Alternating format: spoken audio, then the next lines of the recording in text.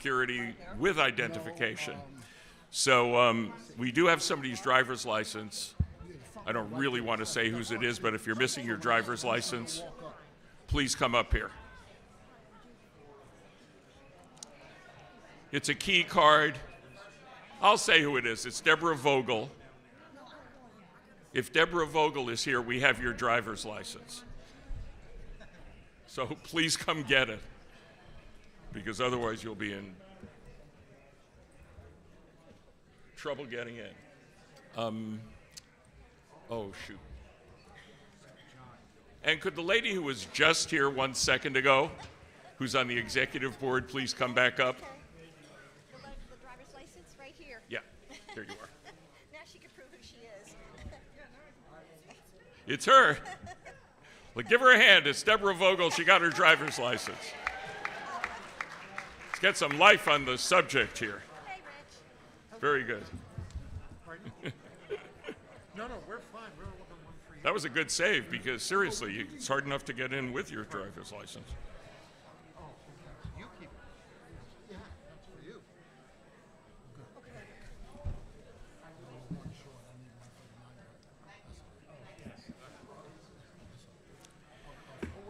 We're really going to get started on time. So everybody come on in. We got a lot to do today. Do you need this shoe? Yes. I'm not Steve, Are they coming through the but that's okay. I'm John. now? Yes, So they're going to bring them up here? Okay. of course. Can he come back? Okay. Is Atoya not coming back, or is Atoya not coming back? Yeah, yeah. It's great for you. What? It's great for That's you. fine, but Celinda wants to go as soon She's as going possible. early, right? Okay, good. I still She's want to going have a talk with you. Is he literally going to come in now? Awesome. You okay, Max? All right, we really are going to start now.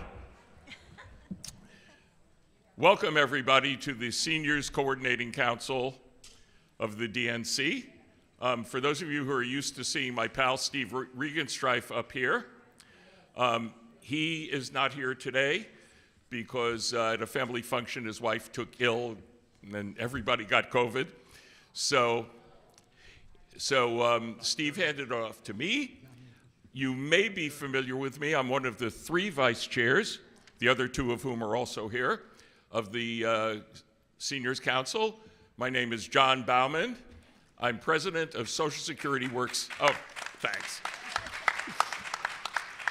I'm president of Social Security Works PAC, as well as being one of the vice chairs of the Seniors Council.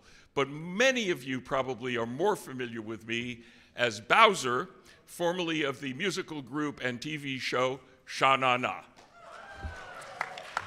So, and after Sha Na Na, I hosted like a whole raft of television shows that ultimately got canceled.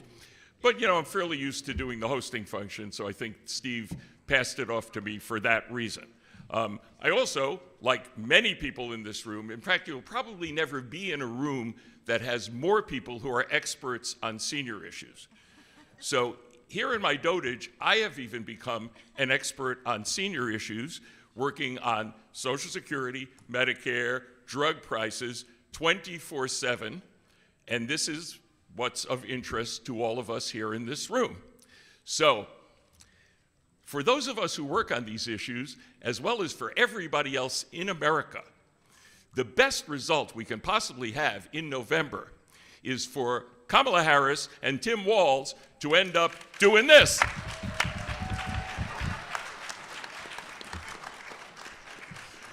Because can you believe that I have been making a living for over 55 years doing this?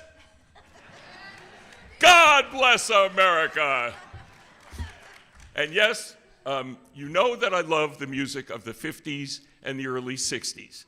And in fact, right after this meeting, we're going to gavel in this meeting, we're going to have the regular Seniors Council meeting, but right after this meeting, we're going to have an entirely other meeting in this room, so just stay here.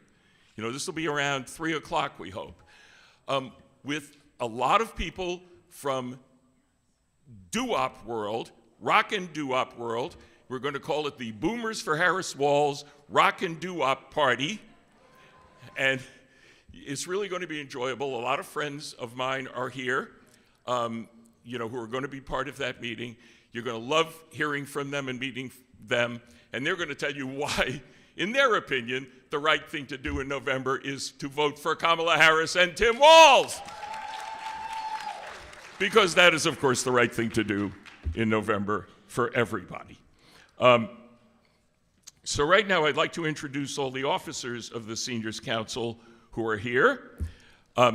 Maria Cordone is here. She is Executive Vice Chair of the Seniors Council and for many years Director of the Machinist Retirees. Next to her, we have Max Richmond, Vice Chair of the Seniors Council, President and CEO of the National Committee to Preserve Social Security and Medicare. Next to Max, we have Rich Fiesta, Vice Chair of the Seniors Council and Executive Director of the Alliance for Retired Americans. Next to Rich, we have Todd Crenshaw, Executive Board Member and the Director of the National Education Association Retirees. And also up here on the dais, we have Judy Beard, the Secretary of the Seniors Council, Political and Legislative Director of APWU, the American Postal Workers Union. So I want to acknowledge the other officers who are in this room and executive board members, but we do have someone who's dropped in who I think we need to acknowledge first, because he is one of the most outstanding chairs that we've ever had at the DNC. And he's always kind enough to stop into the Seniors Council because he always tells really personal stories about why older Americans were so important in his life. And I got to admit, he's made me start tearing up pretty much every time he shows up, so no pressure. But please welcome our wonderful DNC chair, the one and the only Jamie Harrison.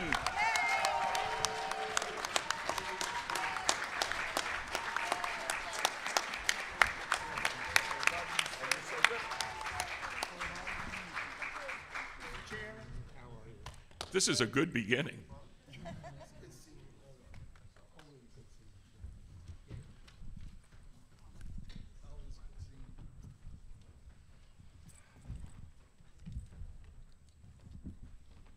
Thank you, my friend.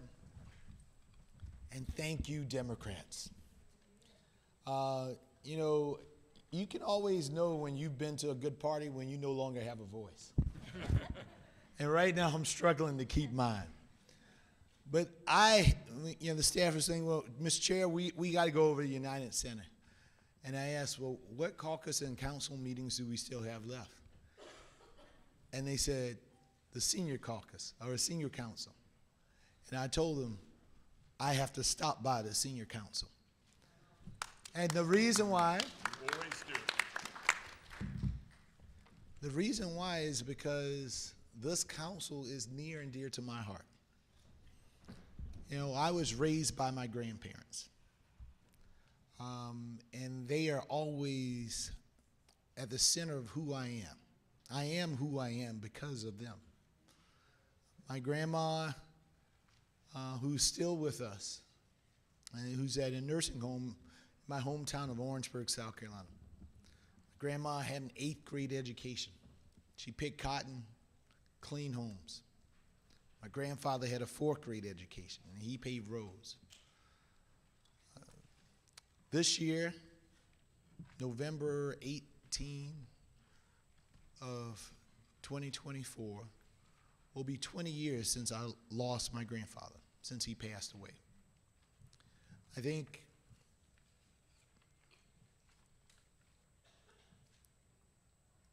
one of the things that I used to do with my grandfather was to go vote. That's something that was a tradition that we would do when I turned 18. And I remember one of the last things that I did with my grandfather before he passed away was to vote. in the 2004 election. That year, I had graduated from law school at Georgetown, was working in Jim Clyburn's office at the same time. And I hadn't been home in a while, meaning I hadn't been living in South Carolina in a while because I was in Washington, D.C. And I just missed seeing my grandparents on a weekly basis. And so there was a United States Senate race at that time. Inez Tenenbaum versus Jim DeMint. And this was a race that Clyburn was particularly interested in, and he said to me, he said, listen, I want you to go back down to South Carolina. You can take a leave from my office, work with the South Carolina Democratic Party and Inez to see if we can get Inez elected. And I was elated because what that meant was that I could go back home and spend some time with my grandparents. My grandfather's health had been diminishing at that point in time because he had gotten diagnosis that he had diabetes. And shortly after the diabetes notice or diagnosis, because he waited so long and didn't get it for so long, he eventually had to get amputations. Amputated part of his leg and some toes off of one foot. So that meant that he was wheelchair bound. My grandfather was one of those men that was strong, never really cried. But when he did, you knew it was something. And I remember while I was in college and him telling me, or at law school, and telling me about going to the doctor and having the doctor talk down to him. Because again, he didn't have a whole lot of formal education. And I always felt this need to protect and defend my grandparents. We had this symbiotic relationship. I could read well at a very early age, and they couldn't. And so they took care of me, but I took care of them as well. They lived and didn't have a whole lot. That same year, John, I kept a promise that I had made to them years ago. When I was in 5th grade, they got kicked out of their home because a con man conned them out of their mortgage payments. Every month, my grandfather would work hard.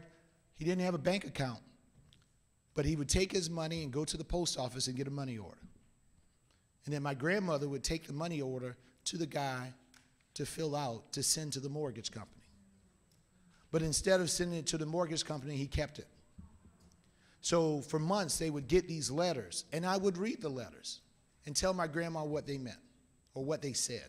I didn't always knew what they meant. I could read it, and she knew what it meant. They got it for months. She went to the place and said, hey, listen, we're getting these letters that saying that a mortgage isn't being paid. But she said, I have all of these receipts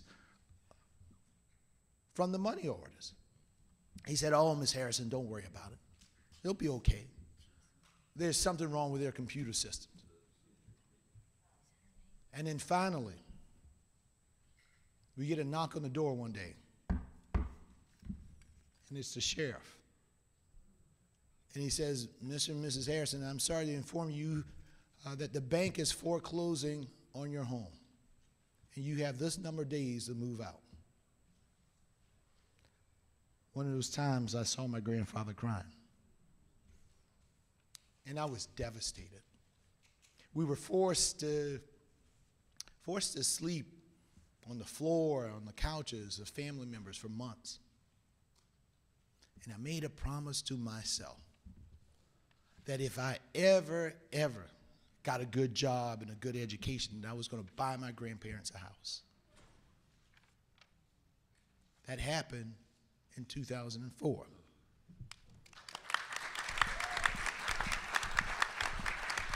I picked my grandfather up from the house. My grandma was in the back seat. His wheelchair was in the trunk. Got him in the car, August 2004. Rolled into the yard. I took them over to the, as they say, the good side of Orangeburg. And there's this bright yellow canary house, ranch style. And my grandfather said to me, boy, whose house are we going to? I said, well, Mr. Bookie, it's yours. Now he said, boy, you better stop shitting me. I said, no, sir, it's yours. I said, I bought this for you and Miss Bookie. That was my nickname for them. And we get out, and I get them up on the porch and roll them around the house, and then brought him back out on the porch. And he sat on that porch and just smiled. My grandfather got a chance to live in that house and love that house for a few months. Because we voted that November, one of the last things I did with him. Went back to D.C., and I got a call one day. It was I think it was the 17th of November. I was working in Mr. Clyburn's office. My grandma said, Jamie, I need you to come home as soon as you can. Your grandfather has been admitted, and I don't know how long he's going to last.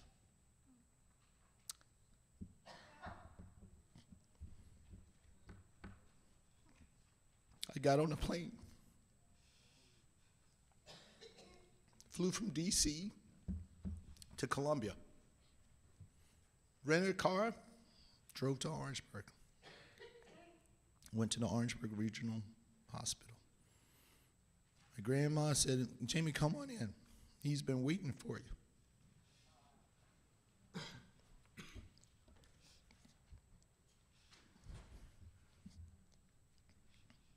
I went over and said, Mr. Bookie, I love you. And I held his hand, and he squeezed mine, and he took his last breath. My friends,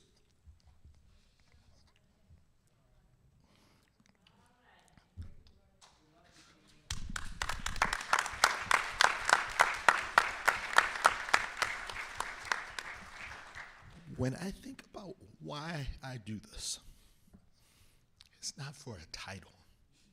It's not to win an election. I do this because of people like my grandparents.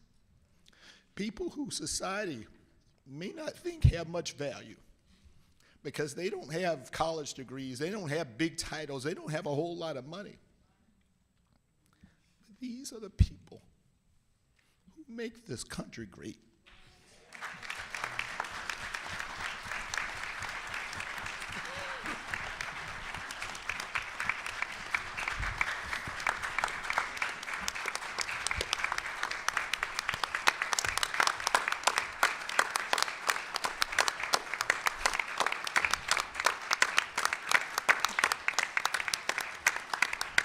And this is why I want you to know why I will always come to this caucus, even if I don't have a voice.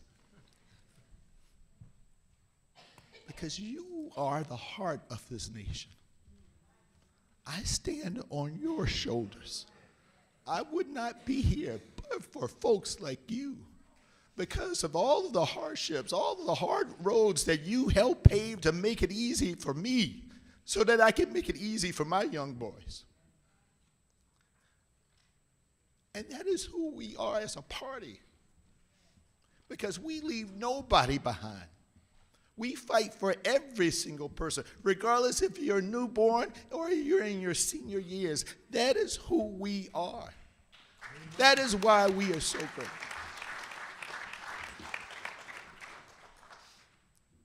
And the thing that I love about this party is because we got leaders. Leaders like Joe Biden.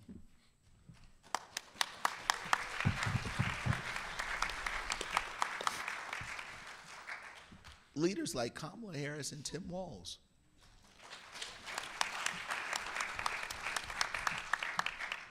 Leaders that are going to do everything in their power, because, my friends, in the end,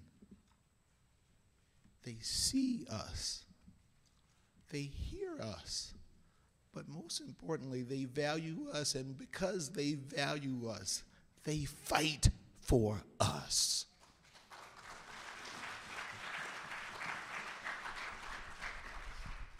So I want to thank you from the bottom of my heart. Thank you for always supporting this Democratic Party. Thank you for always supporting even little round-headed boys from Orangeburg, South Carolina. We're going to win this race. Yes,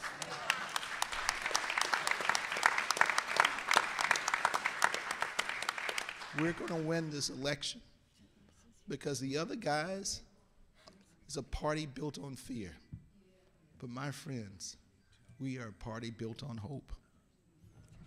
And in the end, as they say in the Bible, sorrow may endure for a night, but joy cometh in the morning. Thank you all for all that you do for this party. Thank you for building the foundation in which we stand on. Thank you for standing up for what is right. Thank you for allowing us to stand up and be a voice for each and every one of you. Thank you for fighting for us. Thank you for being joyful warriors. Thank you for standing up and not being silent in the face of hatred and bigotry and division. Thank you, Senior Council, for all that you have done for this great nation, because it is you that has made America great, not some bigoted former president, 34-count convicted felon. It is you that makes this country great. And so from the bottom of my heart, I'm going to do everything. From the bottom of Kamala Harris's heart, she's going to do everything to make sure that we continue to stand up and fight for each one of you. Because, my friends, when we fight, we win. Let's go win this, seniors.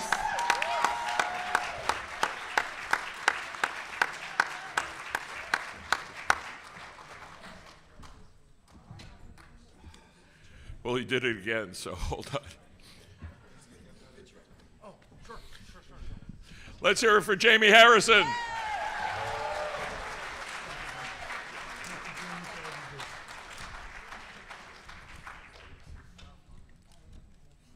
Oh, yes, absolutely. Okay, we're going to do this quick picture. Yes. Can I get It's important You can get right here in the middle. before we get back to the festivities. Yeah, But you're taller than him. you're perfect for it. Smile if you're a singer. Why is Jamie smiling hard? Thank you. Thank you. Oh, one more. Okay. One more? Thank you. Thank you, everybody. Then look right here for Jamie's. Thank you. Thank you. Thank you. Thank you, everybody. Thank you. Let's let him go. Sorry, thank you. No, No. I'll see you on the floor, everybody. Thank you. Okay, let's hear it one more time for Chair Jamie Harrison, who claims he has no voice, but what a powerful voice he really has. And he is going to preside over this party in the most thrilling election of our lives. 2008 was something, but 2024 is going to be really something. And because this is the country that we love, everybody stand now. Maria Cordone is going to lead us in the Pledge of Allegiance. Hands on heart. Stand straight. God love you. Those who can stand. Thank you. I pledge allegiance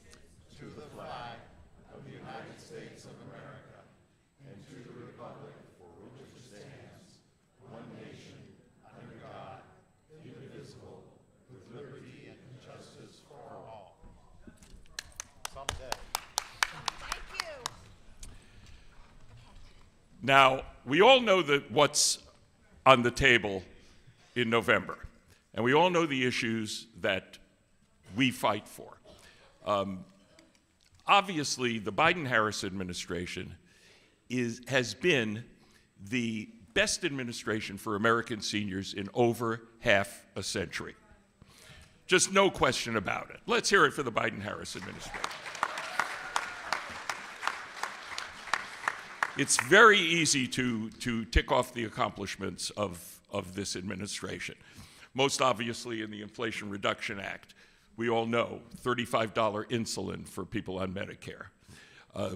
Medicare negotiating for the first time in American history with drug companies to lower the prices and I'm sure you saw last week the results of those negotiations. They are actually spectacular, and in the future, we'll have more and more and more until all pharmaceuticals are covered. And the $2,000 cap that begins in January for every individual where you can't spend more than $2,000 a year on your prescription drugs. This is historic. Coming up in this next administration, we have to not only expand Medicare and do more of this kind of work on drug prices, but we also do have to take on Social Security. There is no one in America who has worked harder on Social Security than our next guest. And I'm going to introduce, he is going to be introduced. Hold on, I got to make sure I have the right people introducing the right people. He is going to be introduced by Max Richman, the President and CEO of the National Committee to Preserve Social Security and Medicare. But really, really, really listen to every word that our next guest has to say. Thank you, John. I'm Max Richman with the Committee to Preserve Social Security and Medicare. I don't know if I'm the right person to introduce Congressman John Larson, but I am very honored. I'm very honored to introduce a very good friend of mine and a good friend of seniors, John Larson. Congressman Larson represents the 1st District of Connecticut in his 12th term. He was the chairman of the Social Security Ways and Means Subcommittee, and I got my fingers crossed that next year he'll be the chairman again. Yes. Yes, let's hear it for John. So just the drawback to having John speak before me is he's going to say everything that has to be said about Social Security. There won't be anything left to say for me, but I'll do my best, Congressman. One thing I wanted you to know is he has traveled the country with members of Congress supporting his legislation that he'll talk about. And this is really rare. He puts out a pamphlet at each of these events, and he's done many, many of them all over the country.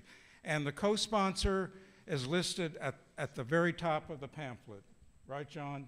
As the main sponsor. It is very rare in Washington to have a member of Congress want to share credit about anything, let alone give someone all the credit. And he's doing it because he believes in the issue, believes in his legislation, and wants to get it adopted. So I'll give you a great friend of seniors, Congressman John Larson.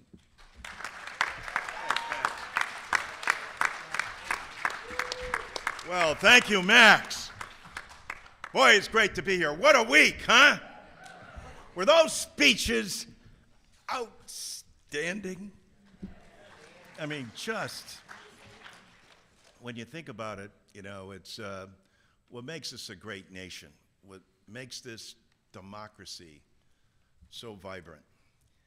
But as all of them emphasized, especially Michelle, the real work still needs to be done. James Carville addressed us the other morning, and he said, look, I know how excited and enthusiastic everybody is, and Democrats always win August, he said, but the important thing is to win November. Don't you agree? And here's why. Here's why, as Max pointed out. The nation's #1 anti-poverty program for the elderly and for children is Social Security. It is also the program for disability that more veterans rely on than they do the VA. The genius of Franklin Delano Roosevelt is still with us. His vision after the Great Depression was that no American, especially in our system that encourages risk-taking, that is entrepreneurial and capitalistic, needs that safety net so that nobody who works hard all their lives and pays into a system will know that there's a pension that's there for them. And you know, everyone used to say, that's great, Larson, but you know, this isn't 1929.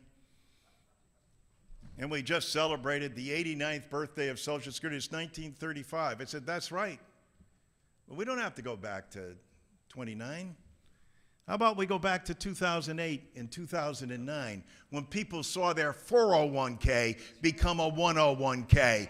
And during that time, Social Security never missed a payment. Not a pension payment, not a disability payment, not a spousal payment, not a dependent child payment, because it is America's #1 insurance policy. Think of these numbers. Close to 70 million Americans are on Social Security.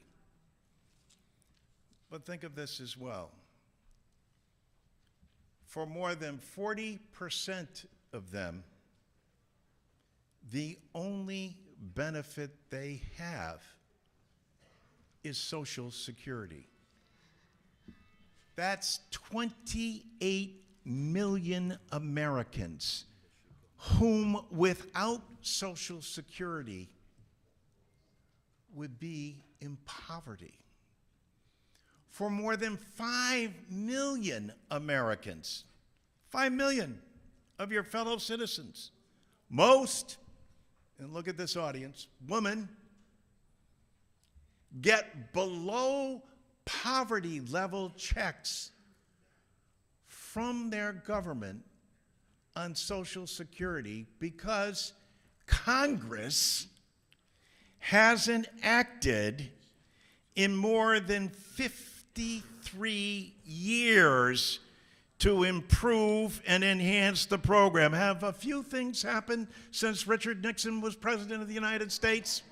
Doesn't it get you fired up and ready to go? I'll tell you one thing, with 10,000 baby boomers a day becoming eligible for Social Security, you better have a plan for Social Security because the American people demand it. It's your responsibility, yours meaning Congress, to make sure that our citizens have a plan that they know is always there for them. Why? You know, the other side likes to say, well, it's an entitlement. Bless you. Of course it's an earned benefit. And how do we know this? We know this because all we have to do is look at that paycheck and it says FICA. What does that stand for? Federal Insurance Contribution. Whose? Yours. And when they get out the violins and they say, oh, but the business community plays part of it, they do. They pay half of that, for which they get an entire tax write-off. So in essence, this is, as President Biden has called it, a sacred trust between the American people and their government. It has never missed a payment. It is still extraordinarily solvent, but for the fact that the members responsible for that solvency haven't taken an action since 1971 to enhance the program. I know some of you are going, wait a minute. What about 1983? Didn't Tip and Bob Dole? Yes. They got together with President Reagan, who, remember, called it socialism, but Dole told them, no. Here's what we'll do. This program is too popular with the American people. If we just raise the age, which they did back in 1983, that'll extend the solvency. But the great trick is back then, of course, raising the age as they like to say today, well, people are living longer. Yes, indeed. Isn't that great? And so, therefore, they should be working longer. Well, in some professions, I'm sure that that's possible and maybe even preferable. But as Americans know, especially smart Americans, for every year you raise the age, as the Social Security actuaries, not politicians, the actuaries will tell you, it cuts benefits by 7%. So to raise the age to 70 is a 21% across the board cut. So because you're living longer, you should live on less? Come on. That doesn't make any sense at all, and that's why we're fighting so hard to make sure that Social Security 2100 gets turned into law, that we have an increase across the board for everyone, and that also no one can ever retire into poverty, as those 5 million Americans who paid into the system and get a below poverty level check. Most of them, again, being women, because they were at home caring for their families, and when they were in the workforce, they got paid significantly less than their male counterparts. Under our legislation, under President Harris's administration, all 5 million will be lifted out of poverty, and the new floor for Social Security will always be 125% of what the poverty level is, because of the work of people like Max. And Social Security works in so many organizations that understand just how vital and important Social Security is. I say to my Republican colleagues all the time, Bob Dole was a smart man. He recognized the importance of this program, not only as a pension benefit, but I give, as Max pointed out, every member of Congress their own Social Security card. You go, wait a minute, how can you do that? I said, well, their card becomes, how many Social Security recipients do you have in your district? Of those Social Security recipients, how many get a pension? How many get spousal? How many get dependent coverage? And how many get disability coverage? And then here's the key, and listen closely to this. What do you think Social Security brings into every congressional district? All 435 of them on a monthly basis. And it varies depending upon your population of seniors. But do you know what the average is? How much money comes into a district on a monthly basis? It's in excess of $200 million. Now let me ask you, where do they spend that money? They spend that money right back in the district, at the pharmacy, at the grocery store, getting gasoline, paying rent, paying mortgages, etc. So it is also the best economic development plan that we could have in any congressional district. And seniors and citizens across this nation got to speak loud and clear and say what we want is a vote on Social Security so we know where you stand. Are you in favor of making sure that there's economic development in our community? Are you in favor of making sure all this talk about, oh, we love Social Security and we want to make sure that we're there to protect and preserve it? What have you done? Oh, well, you know, we love it and we're going to have, and everybody gives you the fluffy duffy. How about a vote? How about do what you were elected to do? How about when you go to Washington, D.C., demand a vote on the program that will allow people to retire into dignity, that will preserve families during catastrophic times, that is there with disability, that helps more veterans out even than the VA. This is why the genius of Roosevelt and this compact, this sacred trust between the people and their government is so vitally important. I'm proud of Democrats who are united both in the House and Senate behind legislation and an executive branch that will make this law. But it's going to take the work of all of us in this room, not just talking about what can become law, but about the responsibility of a vote. We just don't want to know whether or not you favor a proposal or not. We want to know, will you fight for its vote and its enactment? Call for a vote. Call for the enactment. Stand up for what is rightfully yours, what you worked all your life for and put in that blood, sweat, and tears for. What Roosevelt envisioned and what you have earned throughout a lifetime. America's #1 anti-poverty program for the elderly. The #1 anti-poverty program for children.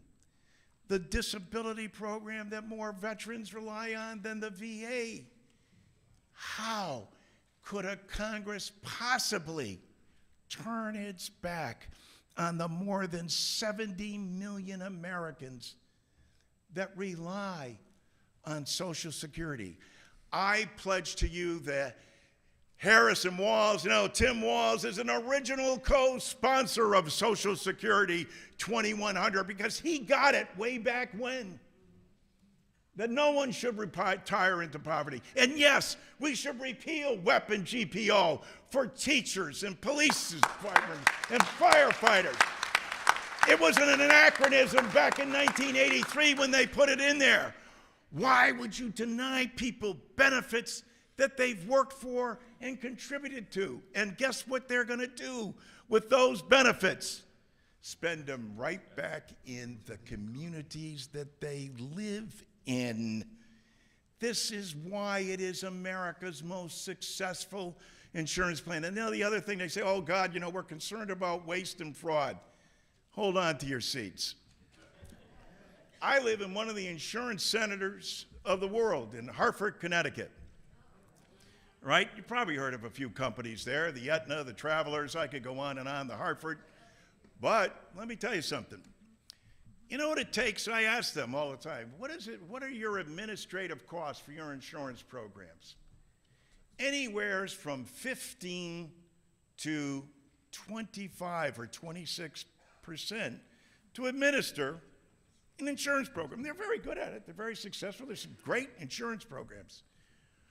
What is the administrative budget of America's largest insurance program?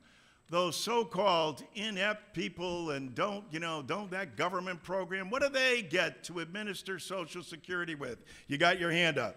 Yes. No, I'm fine. Good guess. In its height, it was 1.2%. Under Republican control in the House, Commissioner O'Malley is operating with 0.95%.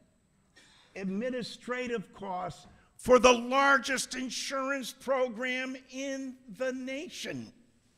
And people say we're concerned, the Republicans say we're concerned about the long lines and the inefficiency. Yeah, and so you cut a budget whose administrative costs, can you name another governmental program? Better yet, when I say this to the insurance executives, they go, oh, well, how could you possibly do that? So, I apologize. When I talk about this, I get a little wound up. And I'm a little over my limit, but imagine, for less than 1%, the greatest insurance plan in the history of our nation and what it provides. Rise up, Democrats. Take this message to the public and demand a vote. You're just the group to do it. God bless you. God bless America.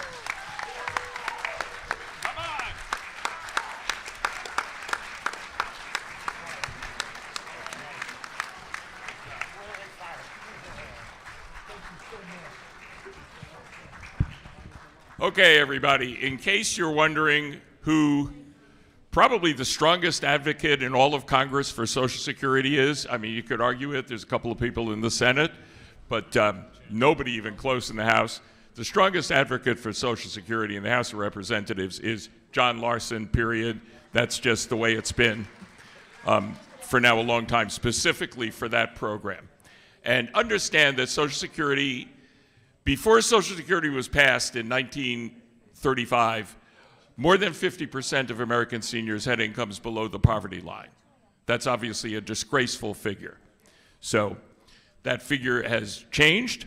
John Larson's Social Security 2100 is a remarkable bill, and hopefully, remember, when we get people to vote for president, get people to vote all the way down the ballot, right? When Kamala Harris wins, it's not going to do us that much good if we don't hold the Senate and flip the House. So make sure that everybody you talk to votes all the way down the ballot. Critically important. Okay, now we got to move things along because we've got an awfully big program here, and we've got a program after the program. So our next guest is going to tell us about where we actually are in this election. You know, what the status, what this moment is. The moment is obviously in a big state of flux.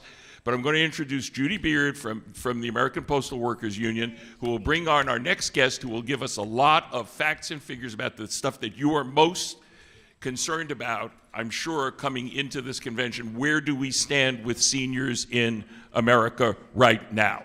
So, Judy Beard, please come. Oh, here she is. And introduce our next guest. Good afternoon. I am so excited about our next guest speaker, a person who, you know, if you have never met her before, not only are we going to learn a lot from her, but we're going to remember the words that she says to us so that we can repeat them to other people. She is Celinda Lake, who is the founder and president of Lake Research Partners, a firm that provides important facts about seniors. Celinda has worked for many members of Congress. She has worked for governors as well, and she has worked for local unions. So she knows a lot about the labor movement. She knows a lot about seniors. And from the research that she does, she knows a lot about why we do the things we do and why we vote the way we vote. Selena has won many, many awards over the years. Recently, she was introduced to the American Association of Political Consultants. She's received this huge award, and we appreciate all the work that she has done. So let's give her a warm applause for coming out here today.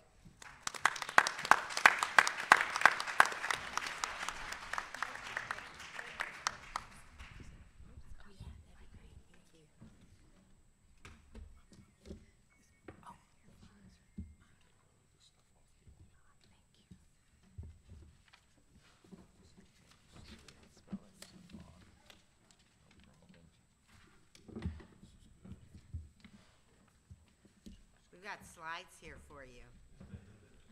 Listen up to this. This is A present important. for from pollsters.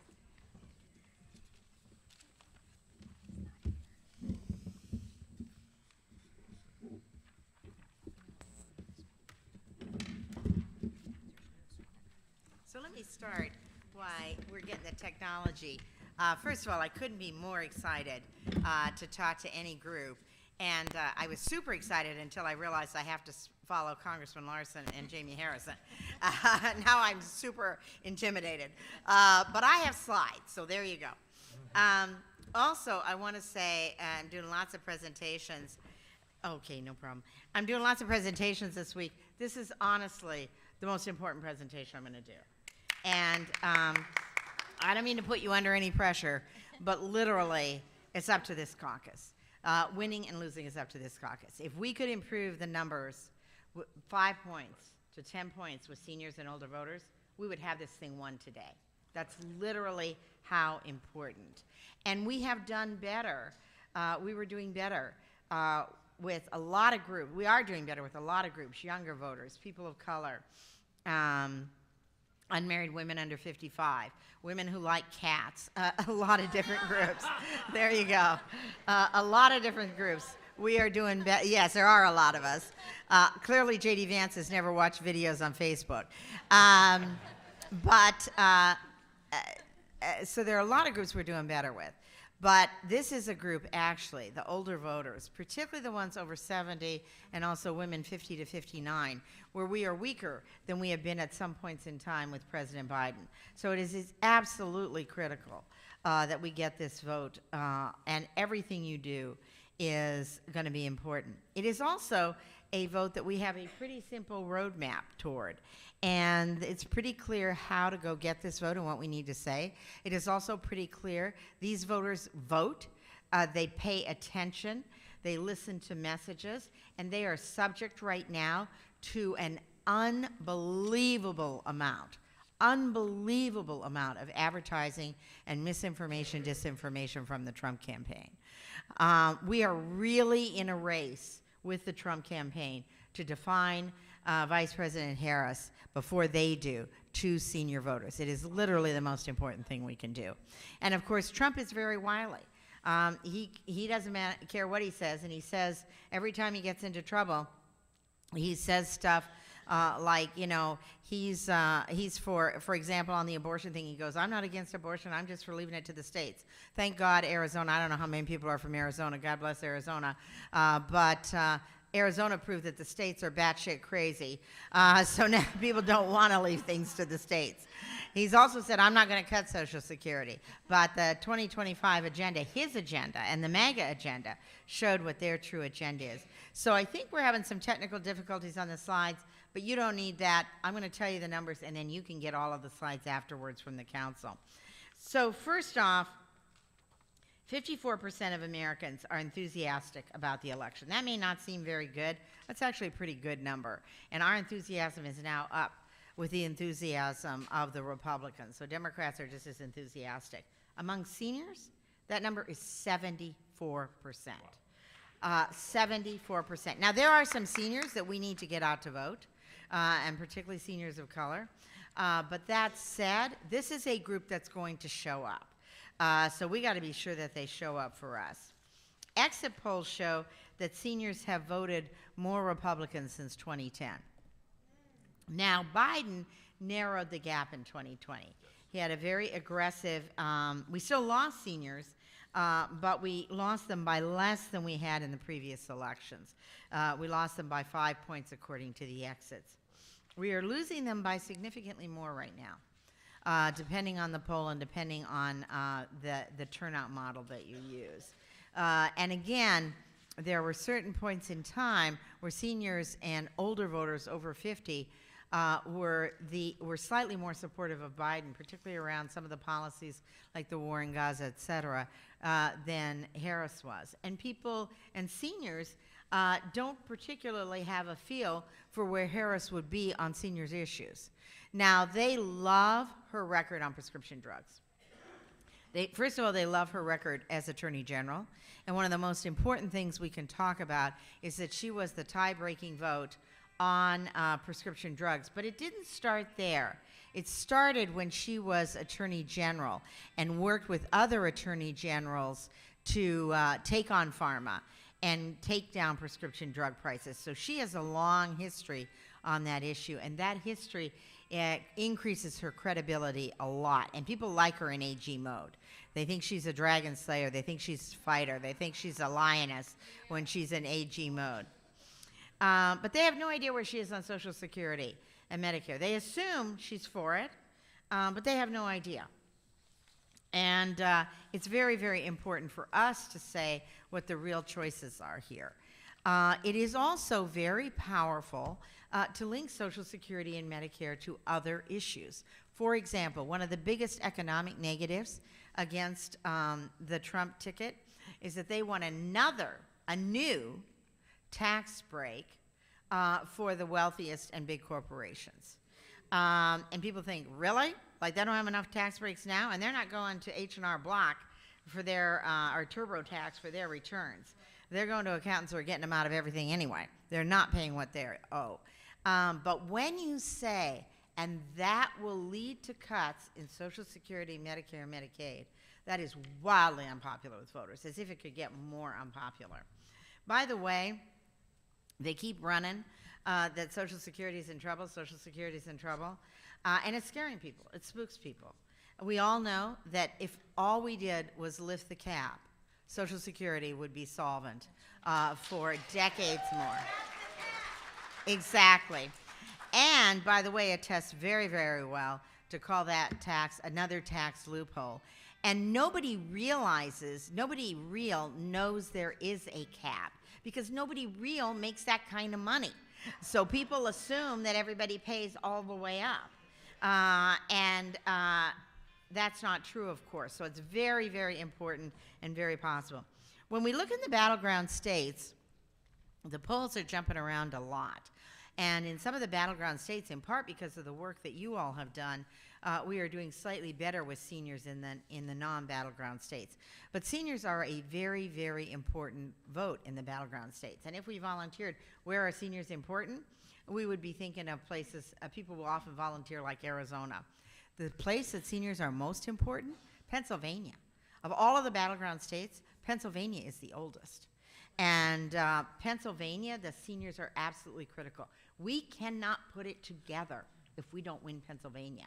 And you know who knows that? They know it.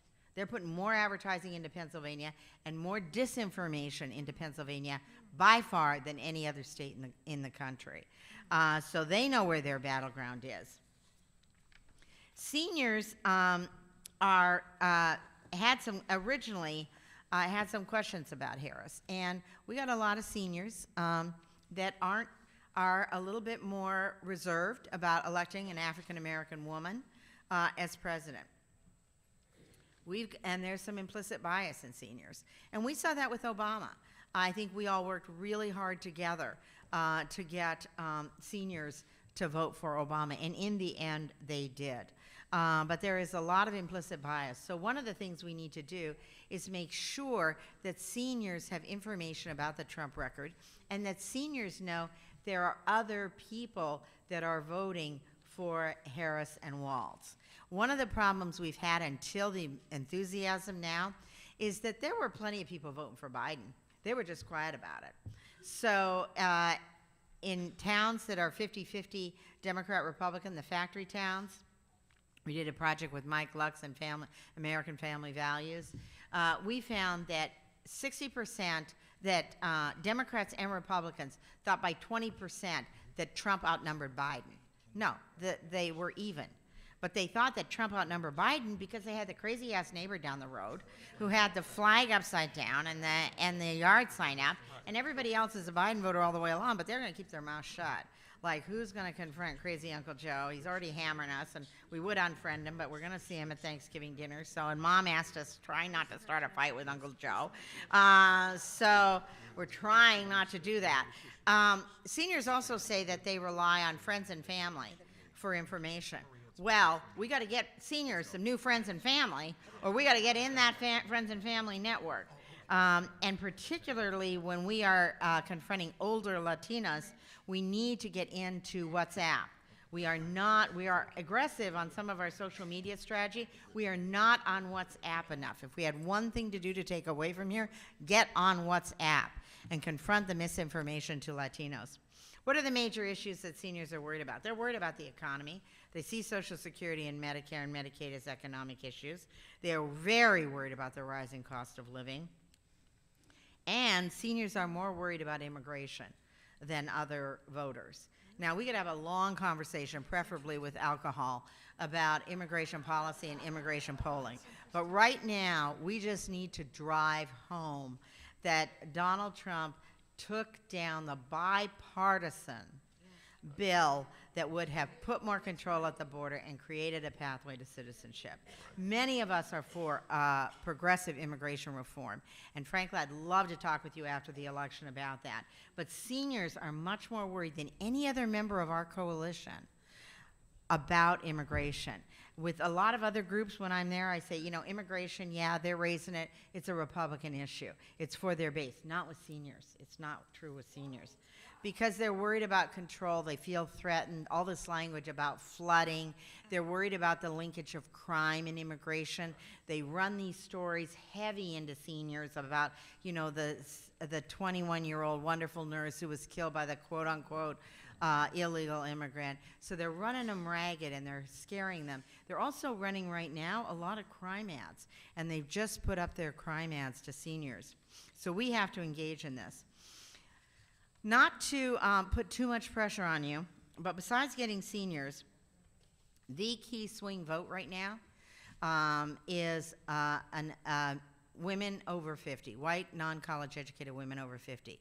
So not only do we have seniors, but we have to reach down, particularly for the women. The men are tough. There's going to be a big gender gap between men and women over 50. But we got to get the women, and they're really torn right now about who to vote for and who's on their side. Why do you think that is women over 50 have some concern? Like, what are the... Yeah, well, they're often the swing vote. Frankly, they're commonly the swing vote. They pay more attention to negative advertising. They're more influenced by that. They're risk averse. They think the economy is in pretty bad shape. They're really worried for themselves, and they're worried for their kids and their grandkids. So they're very worried about the future of the economy, and then they're worried that they don't have retirement. I mean, half of Americans, all American voters, do not have $500 in savings right now. People are really at the margins. They're very worried about property taxes, and they're getting killed because there are no property tax circuit breakers. So they're legitimately worried about things and worried that no one's on their side and no one gets it. Last thing I want to say, these are policies that are popular with seniors, the prescription drug piece, the Social Security and Medicare. It is true that young people do not think Social Security will be there when they get there. What people don't realize is they don't tell you the and but.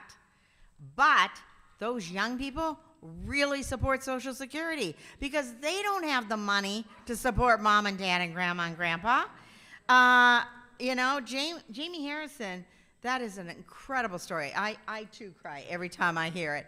But most people aren't in a position to go buy a house for mom and dad or grandma and grandpa. So they are wildly supportive of Social Security and Medicare, even though they don't think they will get it. So what's your job?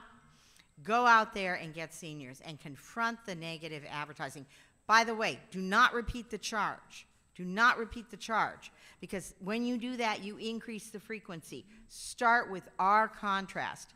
When you provide a contrast, remember, seniors and older non-college women don't know Harris very well. So do what we call a donut contrast. Positive, then the negative, then come back to the positive. Those ads are rated significantly less negative, and also fill in the blanks on Harris. And become friends and family of older women over 50, because they're listening to their friends and family, and they got some doozy friends and family. So we got to get into those networks. So thank you for all you do. It only depends on you, and I know you'll get the job done.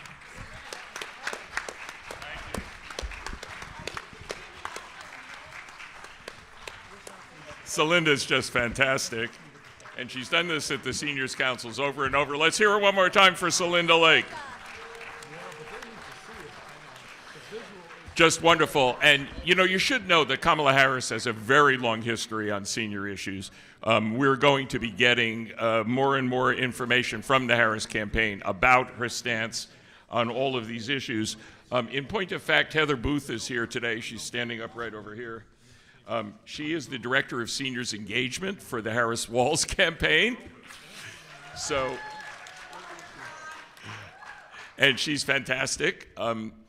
Going back to 2020 when Heather did this same job, she also does progressives and grassroots along with seniors. But going back to 2020 when Heather did this same job, I'm just going to add in real quick that there's a wrap-up of the elections that the major pollsters do for each campaign. And in that wrap-up of 2020, which John Anzalone for Biden and Tony Fabrizio for Trump, had these two events that I attended. They both, bucking up what Celinda just said, they both agreed with each other. They don't agree with each other about much, but they both agreed with each other that the difference in the 2020 election was that in 2016, Hillary Clinton, believe it or not, lost seniors in the battleground states by 13 points. Wow, which is hard to believe, but those are the numbers, according to exit polls. It's the only way we ever know. In 2020, Joe Biden lost seniors in battleground states by 5 points. And both of the major pollsters for the campaigns agreed with each other that that 8 points was the difference in the 2020 election. It wasn't young people turning out, it wasn't all kinds of million other things. It was those 8 points in the battleground states. And you know what? We can do even better than that this time. And we're going to. We have to. So we have to just put in the work. This really is about us, just like Celinda said. Now, we're going to move things along really quickly here because we're a little bit behind and we've got a lot to do today. But I said earlier that John Larson was probably the most Social Security focused person in the House of Representatives. We're now coming up to the most senior issues focused person in the entire House of Representatives for the longest time and with the greatest dedication. So to introduce her, I'm going to bring up Todd Crenshaw from the National Education Association. Thank you, John, and good afternoon, everyone. It is my pleasure to introduce you to someone who has been a true champion of senior issues in her own home state here in Illinois. Jan Schakowsky represents the 9th Congressional District of Illinois and was first elected in 1998 and serves in the Democratic House leadership, serving as Chief Deputy Whip. She also is on the House Energy and Commerce Committee, which oversees Medicare, Medicaid, and is the ranking Democrat on Innovation, Data, and Commerce Subcommittee. One thing I want you to know about Congresswoman Schakowsky is that she has been a long-time advocate, not only for seniors, but for all people in the state of Illinois. She also is a member on the House Budget Committee. She fights against Republican efforts to cut senior programs. We're going to really need her to stand up and fight for the future so that not only is Social Security not cut, but that it's expanded and that it grows to benefit more people. An interesting story happened to me on my way into Chicago. When I took a taxi, the taxi cab driver found out that I was going to be introducing Congresswoman Schakowsky, and he wanted me, Jan, to say thank you. He and your office sponsored his citizenship. He wanted me, his name, by the way, is Rashid Shakir, And he wanted me to tell you that without your leadership, without your help and your office to help, he would not be a citizen of the United States. So not only is she a stalwart supporter of senior issues, she cares about all citizens here in Illinois and around the country. It is my true pleasure to introduce you to Congresswoman Jan Schakowsky. Oh, yeah. Oh, yeah.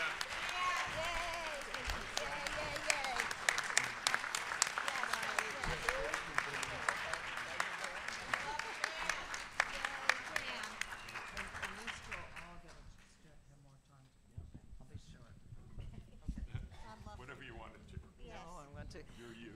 Oh, I'm so grateful to be here today with all of you. I want you to know that I really began my career, first of all, as a teacher, so I am so proud to be introduced, yeah. But also, then I became the executive director of the Illinois State Council of Senior Citizens, which now is and let me just thank everyone. John Bowman, I'm so happy to be here with you, but I also, and Cecile, Celinda, who is actually my pollster, so thank you. Did she leave? I also definitely want to thank Max Richmond, and I want to thank Rich Fiesta, who is the director of now what are we? The Alliance for Retired Americans, but when I was, the Alliance for Retired Americans, but I was the director of the Illinois State Council of Senior Citizens for many years. And so this is really my history. And now in the Congress of the United States, I have formed the Task Force on Aging and Families that is now part of our caucuses in the House of Representatives. But really, what I wanted to talk to you really most about is politics, because we have to win this election. And I want to tell you, and let me say to Max Richmond that I am on the Budget Committee, and you come to those budget committees. And really, every time we have a budget committee, it's how you're going to cut things that hurt Americans, including Social Security, Medicare, everything that we care about. And the last time they started talking about raising the age of Social Security, I said to my Republican colleagues, go after Social Security. Make my day. Make my day. Because there is not a person in the United States of America, young or old, and I want to tell you, I have 2 grandchildren when their mother tragically died, my daughter-in-law, and so it's a family insurance program too, because those kids got benefits until they were 18 years old, so that was great.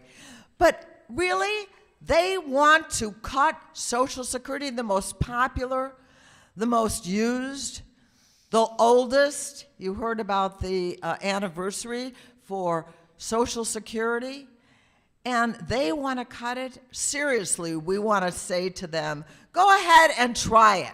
Make my day, because there isn't a Republican or a Democrat who doesn't want their Social Security. And they certainly don't want the age of Social Security to go up.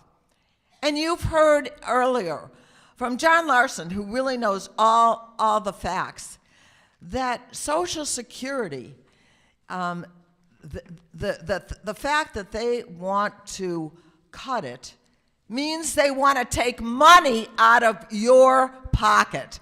This is an earned benefit, and the Republicans act as if it is some sort of a gift to you that you should be grateful for, and they want to cut. They are wrong, aren't they? Yeah. Every paycheck, you earned that benefit. And so we have a long way or they have a long way, really, if we bring up Social Security. Can you pick that up? Thanks. In 2025, they tried to privatize Social Security. 2055, wasn't it? Was it? 2005, George W. Bush tried to privatize Social Security. But you know what? Seniors acted all over the country to a point that every time George W. Bush presented himself in person all over the country, guess who greeted them? Him. Senior citizens turned out to make sure that we were there to say, don't mess with our Social Security. It was so bad that they had to drop, after a few months, that effort to privatize Social Security. We won then, and we're going to win now, right? And what you heard from Celinda,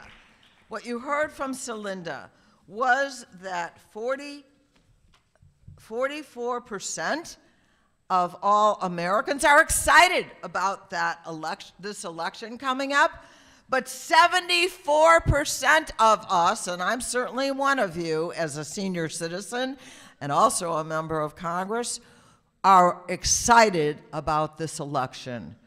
We can do this. So when I say I want to talk about politics, I want everyone in this room to be thinking about what you are going to do to pass the word, to make sure that everyone you know, of course Democrats, but Republicans too, that there is danger for seniors if Donald Trump wins, no question about it. He has supported that. But there is nothing but benefit if we win this election and Democrats are in charge. So we can do this. It is now up to us. This is in our hands. And every single person in this room, everyone you know, certainly every senior, has an opportunity to make the difference. Are you ready to do that? Yeah. So that's exactly what we need going forward. A commitment on your part, and a commitment to be activists, a commitment to talk to friends about what really matters to them. I mean, there are a whole number of issues that you can talk about what is important for seniors. Let me see if I can find this. A number of issues that you can talk about to the seniors. And so you certainly want, you want to get to everyone, right? Yeah, okay. Just a couple more things. You know what the Biden-Harris administration has already done. Are any of you getting $25 a month insulin now? Or friends? I'm sorry, what? $35. Okay, you're trained. $35 a month for insulin. And now vaccines are without cost. So be sure, especially if you haven't had your shingles vaccine, definitely go and do that. We also know.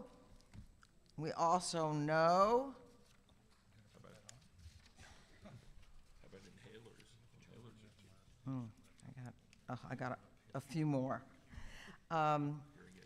Providing over-the-counter hearing aids. Now, I don't know if any of you have tried that, but it is more available than it was, because who wears hearing aids Anybody in this room? Me? Okay, I do. I have my hearing aids. Can be very, very expensive, and now there are more opportunities to get low income and, low cost benefits.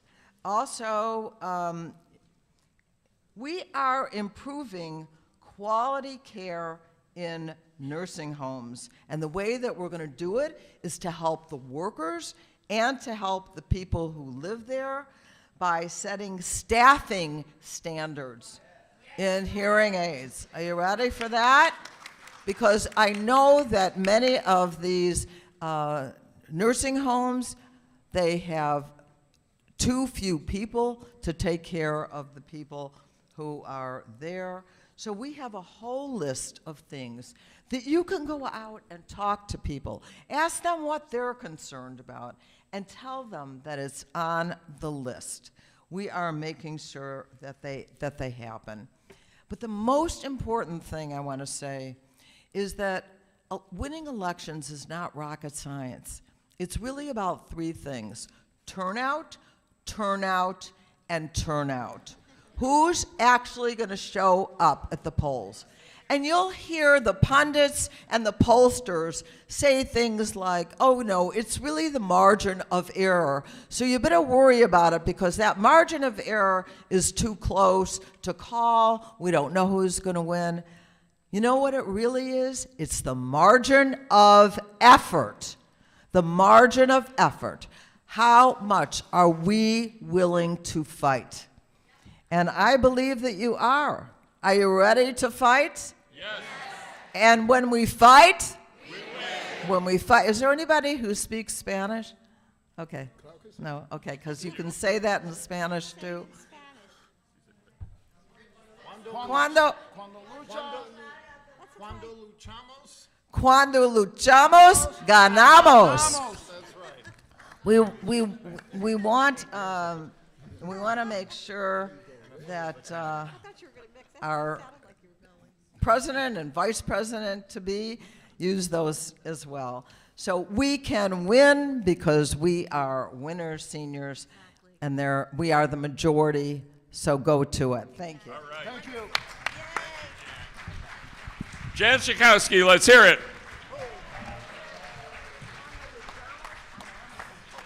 Yeah. She has been the longest serving, most dedicated person on seniors that there probably has ever been in Congress. It really is just remarkable. Here's a shameless plug, because we are running behind, but everybody stay where you are, because later on we're going to adjourn this meeting and we're going to go into a different meeting, which is this doo-wop event that I was asked to sort of create. We've got a lot of people here who you would probably like to meet. Gene Chandler, the Duke of Earl, is here. Jay Siegel, the guy who sang The Lion Sleeps Tonight as part of the Tokens, is here. Peggy March is here. Lala Brooks, the original lead singer of the Crystals, is here. We've got a whole raft of people that you're going to want to hear from, and a little bit of music, and also you're going to want to meet them all later. So please hang in. While we're stalled for just a quick minute, I want to acknowledge some of the people that we need to acknowledge who are part of the executive board. You've met most of the people up here on the dais. Also here, I hope, is Jim Sentner still. He's on the executive board of the Seniors Council. For many years, he was director of SOAR, S-O-A-R, the Steelworkers Retiree organization. So it's always great to have Jim here. Also here is Jeff Cruz, Executive Board Seniors Council Director of AFGE Retirees. Jeff, where are you? He's in the back. I'm not sure if Chuck Degnan is here, all the way from Alaska. He's the leader of the Native American Caucus. I'm not sure if Chuck actually made it, or Michael White. Michael, you here? Oh yeah, there you are. Michael White always manages to show up. Even though he comes from the furthest away of anybody, he's on the executive board of the Seniors Council. He's also the DNC member from Saipan. And how far away is Saipan, Mike? 8,000 miles. So when you're all complaining, we're all complaining about how, we had a schlep here to Chicago. Imagine 8,000 miles for Michael White. Also here, who was a surprise, is Ling Lu. Ling Lu, it's you. She is the founder of, I believe, the Chinese American Caucus. Is that right? Yeah. And she's also on the executive board of the Seniors Council. And we weren't expecting her to be here, but here, in fact, she is. So it's a great day. This has been a great meeting. Everybody, please hang in there because we're going to have some fun a little bit later on. Right now, we're going to go to somebody you already met. We're kind of introduced to, but I've done events with this guy for, I don't know, about 20 some odd years. We both work with groups of people all around the country, and people who are on the ground. There are, I believe, 4.4 million members of the Alliance for Retired Americans. It is a gigantic organization of union members who are now retired. And to give you a PowerPoint presentation on the election, here is Rich Fiesta. Yay, Rich! Thank you, John. Virtual PowerPoint, because as we heard from Celinda, seniors are important, and especially in the battleground states. So we've brought a picture of the blue wall. It's right here. There it is. And it's important that seniors will continue to keep the blue wall high and blue. But first, I'm with the Alliance for Retired Americans, founded by the labor movement. A number of labor organizations have retirees. They belong to us. A lot of other people who think like us, who are here today, join us as well. We have a booth over in the display area. It's booth number 1324. Can anybody tell me what happened in 1324? I had to look it up. Marco Polo died that year. So, but if you come over and join us, or if you're a member, we have a Seniors for Harris t-shirt. And again, what's that number? 1324. So, that's today's advertisement. Just want to talk briefly about the senior vote. Some of this Celinda already took care of, but year over year, which group turns out the most? Seniors. And the last presidential election, this is my virtual PowerPoint, 74% of people over 65 turned out. Take that to 18 to 24-year-olds, it was only 55%. That's almost a 20-point gap of turnout between younger voters and over 65. That's why we're seeing all the misinformation from the other side and the attention as well. Seniors, not only do they turn out in higher proportion of their population within a state, for example. So let's say in the last presidential election, in a state like Nevada, I'm doing bad, seniors are 22% of the eligible population to vote. That's a lower number. Nevada's a younger state. But they were 27%, bigger piece of the pie of people who actually turned out, of the actual electorate, eligible versus electorate. And it's in every battleground state and actually every other state in the country, that seniors will turn out 5 or 6% higher than their actual numbers of eligibles. That's because lower people don't turn out as much. All right. As well. Okay. Now, presidentially, as Celinda also mentioned, seniors overall have been voting more Republican over the last number of years. The last Democrat to actually carry the 65-plus vote was Al Gore in 2000, when he carried it by a couple points. But it's been getting better.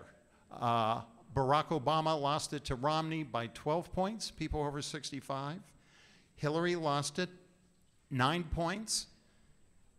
Biden only 5. You can see it's getting better, that Democrats have been gaining with seniors. Now, why is that? Here's an interesting point we say out. In 2008, when Barack Obama was elected president in a good electoral landslide, had well over 300 electoral votes. No baby boomer was over the age of 65, right? No baby boomer was over the age of 65 in 2008. Today, in 2024, 70% of the people over 65 are baby boomers. So the baby boomers have moved in to senior land, retiree land, and they bring with them more disposition to vote Democratic, which helps us. That's why these numbers are getting better for Democrats with seniors year over year, and it's especially important in the battleground states as well. Celinda mentioned that Pennsylvania is the key battleground state. Happens to be mine home state. I worked in the U.S. House and U.S. Senate for Pennsylvania Democrats. Always very important. Pennsylvania still has a lot of smaller communities as well, and it's important to get to them to cut through, because a lot of, frankly, these local and smaller market TV stations have been bought up by some of these corporate conglomerates. Anybody ever hear of a company named Sinclair? Yes, they've bought up a lot of smaller communities, smaller market TV stations, and every night it's like Fox News Junior on their local TV broadcasts, which a lot of people, seniors especially, watch local news. Get the local news, the local weather. And when you're in Johnstown, Pennsylvania, for example, you now hear the Sinclair people saying, "We will take you to our terrorism center in D.C., because a cat was up a tree, down the street or something like that." But that is the dead truth in terms of a drumbeat, especially in smaller communities around as well. And as Congresswoman Schakowsky said, that is the way for us and our task to go out and counteract that. I just want to close with one more thing. We recently did a poll asking seniors in the 6 battleground states, who do you think's better on Social Security or Medicare? It's good for Harris versus Trump. That 5% is getting lower. Bad news is on the generics, only seeing the Democrats on issues between a 2 and 5% positive margin. Only 2 or 3% better generically. Who do you think's better on Social Security? Democrats versus Republicans. So this is what we have to cut through in the next 76 days. And there are many ways to do it. Talking to friends, neighbors, as Jan said, going through different ways, your communities, your faith groups, whatever. If you go play bingo or whatever, or you're going down and playing cards at the senior center, this is the message we have to take home, that the Harris-Walz ticket and Democrats down the line with people like Jan Schakowsky and John Larson are our heroes, not only for now with what they've produced, better Medicare, cheaper prescription drugs, but what they can produce, better days ahead for Social Security and Medicare. So thank you very much. It was great being with all of us as we do at all of these meetings. All right, that's Rich Fiesta from the Alliance for Retired Americans. And now traditionally at this meeting, there's always a legislative update from the President and CEO of the National Committee to Preserve Social Security and Medicare. So please welcome Max Richmond. Thank you very much, John. I'm Max Richmond. I'm the head of the Committee to Preserve Social Security and Medicare, founded over 40 years ago by a former congressman by the name of James Roosevelt. He retired from the House of Representatives, wanted to preserve what he felt was his father's greatest legacy, and his father was President Roosevelt. Created the organization in 1983, and we've been fulfilling that mission ever since. So you remember when at the beginning, I introduced John Larson, and I said after he's done, there won't be much more to say about Social Security. That's right. He really said it so well and so thoroughly, and the other speakers have followed up on that. So I just want to make a couple of very quick comments. John talked about the need to have a vote on Social Security, and he's right.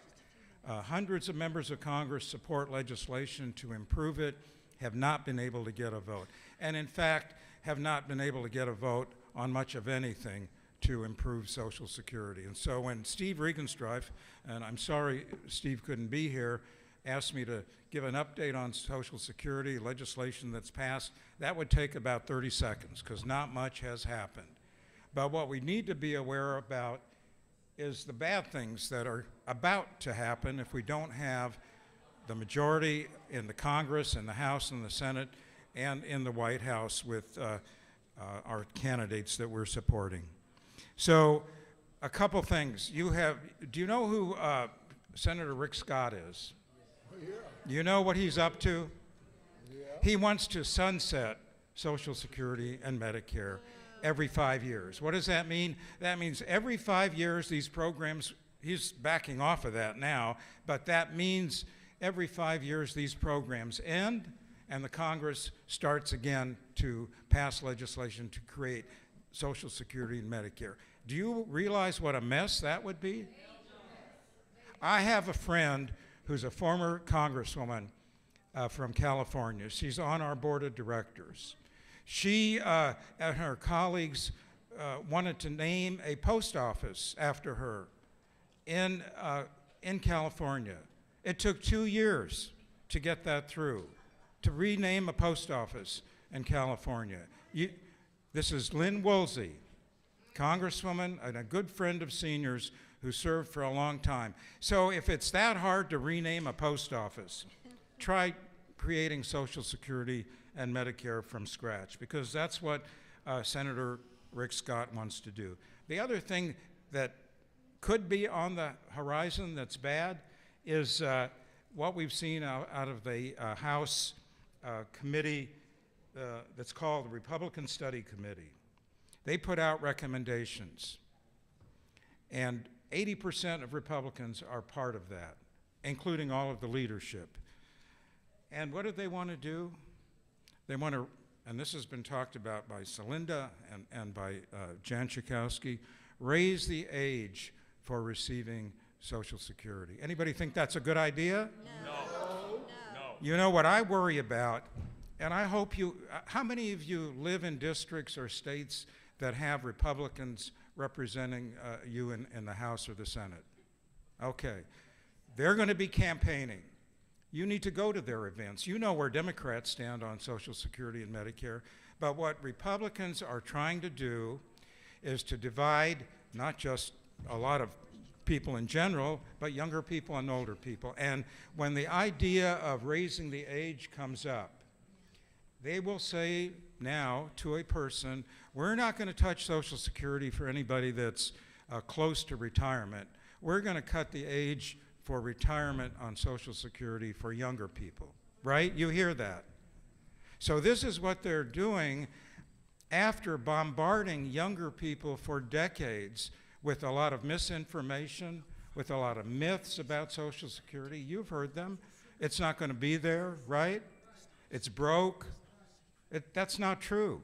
Social Security has issues that need to be addressed, and I'll take your question in a second, that in the next few years, it is not broke, it is not bankrupt, the government did not steal the money, undocumented workers are not stealing Social Security, that's not true. What is happening often is undocumented workers are able to get a phony number, and they pay into Social Security. Their employer pays in, but they can never collect because they don't have a real number. Just the opposite of what former President Trump is talking about. All of these myths are designed to undermine the confidence that people have in Social Security. So here's a good example. I just kind of thought about this in the last couple of weeks. First you convince younger people that it's not going to be there, and then you tell them we're going to make the retirement age higher for you when you get older. They don't care because they've been convinced that the program is bankrupt, it's not going to be there. So this is a tactic that I think is important for members of Congress that are campaigning, challengers as well as incumbents. need to be confronted. So those of you who raised your hand who live in districts or states that are represented by Republicans, you need to go to their events. It may be distasteful, but you need to go to their events and try to get them to answer the question about where they stand on Social Security. When I meet people and they find out what I do, everybody says, when they hear I'm with the Committee to Preserve Social Security and Medicare, they say, I'm for that. I'm for that. That is not good enough. They need to answer, are you for preserving the program? Are you for cutting benefits? Are you for raising the retirement age? Which it has been explained to you by John Larson, is a cut in benefits. If you have to wait longer to get your Social Security, you're going to get less in Social Security.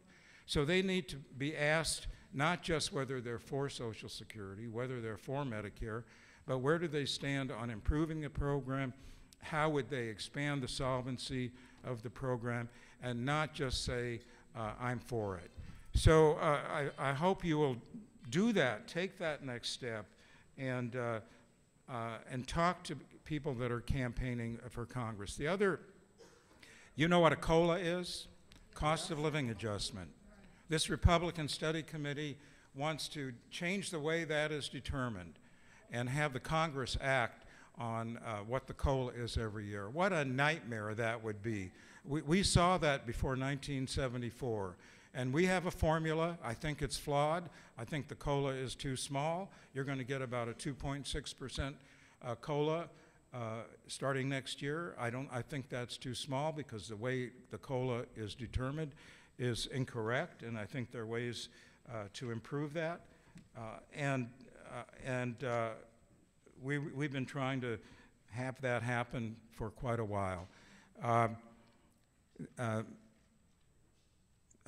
The Medicare program, Jan talked about hearing aids. Yes, there are some over-the-counter hearing aids that are available now. That's a big improvement. Medicare should cover hearing aids. Medicare should cover dental. Medicare should cover vision, and it doesn't. And I hope that in the next Congress with a new administration, Harris-Walz administration, a Democratic majority in the House and the Senate, we can finally get hearing aids, dental, and vision covered by the Medicare program. And I don't know if is anybody here from AARP? AARP has done such a great job on promoting caregiving. And that's important, I'm sure, to everybody here. Family caregiving, being able to access home and community-based care. They have done a great job, and I want to publicly thank AARP for what they've done in making caregiving easier, having more access to caregiving. John, I'm going to wrap up here. I just want to, I know you acknowledged Heather Booth. I want to, Heather, thank you for all the organizing you've done. Heather gets us on the phone at least once a week. We had a call. There were 4,000 people on the call. Yay. And you made that happen. Yes. People that can, Yes, yes. you made that happen. Yay, Heather.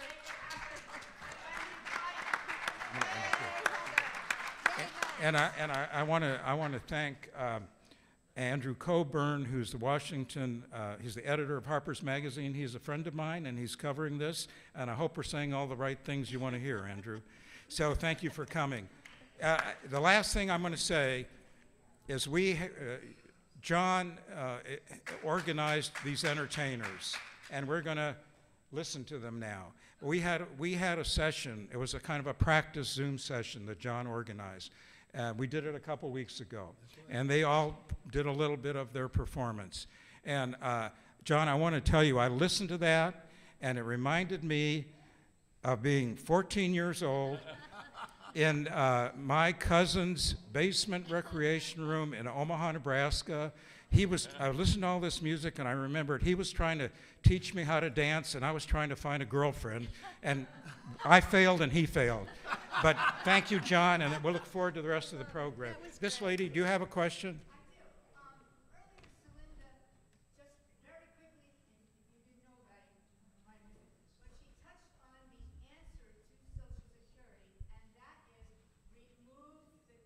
Yeah, scrap the cap. on the amount that you pay, we will be solvent for the rest of our lives.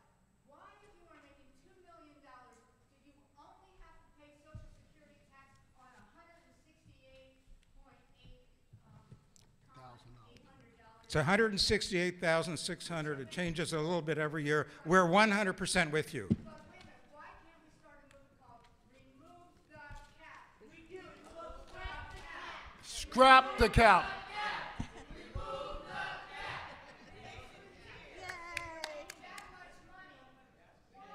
That's right. You're right. You're absolutely right. Yay, very good. All right, thank you, Max. Yay, good point.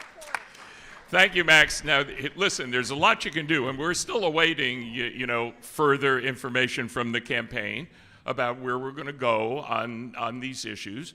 And when we get that information, you got to be 1,000% all in. There's stuff. We are an arm of the Harris Walz campaign. Without Harris and Walz winning, we will end up with nothing. So always bear that in mind. They must win, we must hold the Senate, and we must flip the House in order for us to accomplish anything. Otherwise, we're just stymied like we are now with Republicans in control of the House. So here's what you can do, among other things. I got all these doo-wop performers here. We've still got a bit of this program, then we got to gavel out real quick, and then you stay in this room. You don't have to go anywhere, and then we'll have a little bit of this fun. But you need to know what you can do, and one of the things you can do is get on our phone banks, our senior-to-senior phone banks. So write this down if you can, KamalaHarris.link/doo-wop phone banks. Every week, every Wednesday at 4 p.m. Eastern, every Wednesday I'm having one of these people who are here today on with me to kick off a phone bank. And it doesn't take long. We're on there for, 10 minutes or so, having a fun conversation about all the good stuff. And then you get to make phone calls and really do something that will help us win this election. Because at the end result, we can talk here forever, but it's all about, and it's about nothing but our effort. Yes, right. Can we frame what you were talking about, scaring the youth, the Republicans scare the youth into thinking that it won't last? Can we frame that as voter suppression? I mean, the simple answer to that is yes, but we've got an awful lot of things to frame. We've got a tremendous amount of stuff to run on. This has been the best. Kamala Harris was vice president in the administration that was the best administration for American seniors in over half a century. You got to go back to, you can argue Johnson because Medicare was created during the Johnson administration. So that's basically where we're going back to, that nobody, and that includes Obama, and that includes Clinton, that includes everybody, on our side, forget the other side, they have no interest in this at all. And by the way, Donald Trump has already said, quote, there's a lot we can do. He said this on CNBC. He didn't say it, privately. He said it on television. There's a lot we can do in terms of cutting entitlements, okay? Number one, we don't use the word entitlements. There are benefits. But number two, he's talking about cutting Social Security and Medicare. And who wants to cut Social Security in America? Nobody. Not Republicans, not independents, not Democrats, obviously. These are the best crossover issues in the country to persuade independents and moderate Republicans to our side. The best issues. There's nothing better. Okay, we're going to wrap up pretty soon on this part of the program. But first, I'm going to reintroduce Maria Cordone, who is, of course, from the Machinists Union, as many of you probably know. And she is the executive vice chair of this Seniors Council, and she's going to introduce our next guest. Thank you, Maria. Hi, everybody. Hi. Real quickly, this council was started in 1997. We testified before the DNC. We were able to have we have enjoyed for 8 years, 8 conventions, this opportunity to get together. So I'm really proud that we've done that. So I thank you for being here, I want to cut this short, and I want to introduce our next speaker. Melanie Ribeiro comes from Florida. She is the president and CEO of Elderly Housing Development Corporation. And I am so proud to be sitting on this board. It's elderly housing throughout the country. She's going to talk to you about 3 minutes, 4 minutes, 5 minutes about what it is. And I want to thank the seniors that have come from the housing here in Chicago. Thank you for being here. And I'm going to bring up Melanie. Thank you.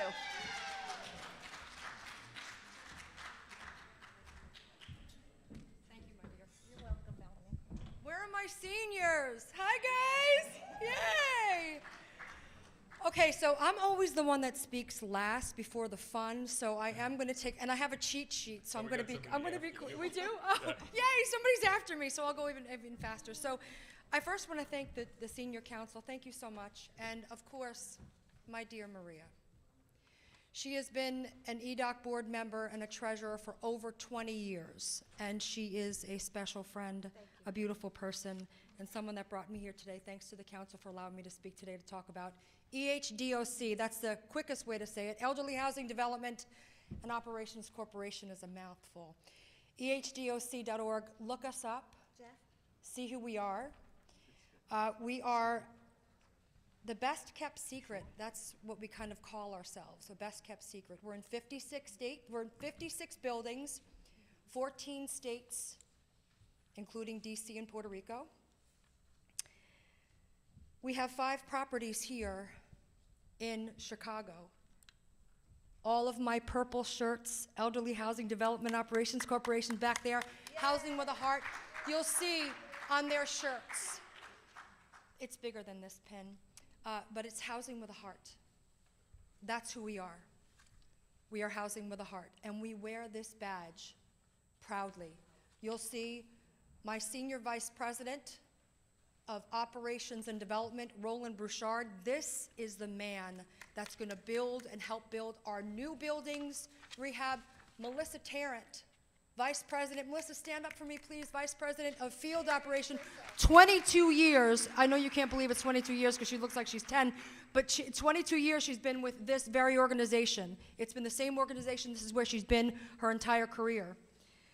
And I've been with the organization. My name is Melanie Ribeiro, the president and CEO, as Maria said. I've been with the organization for 10 years. And we are also union proud.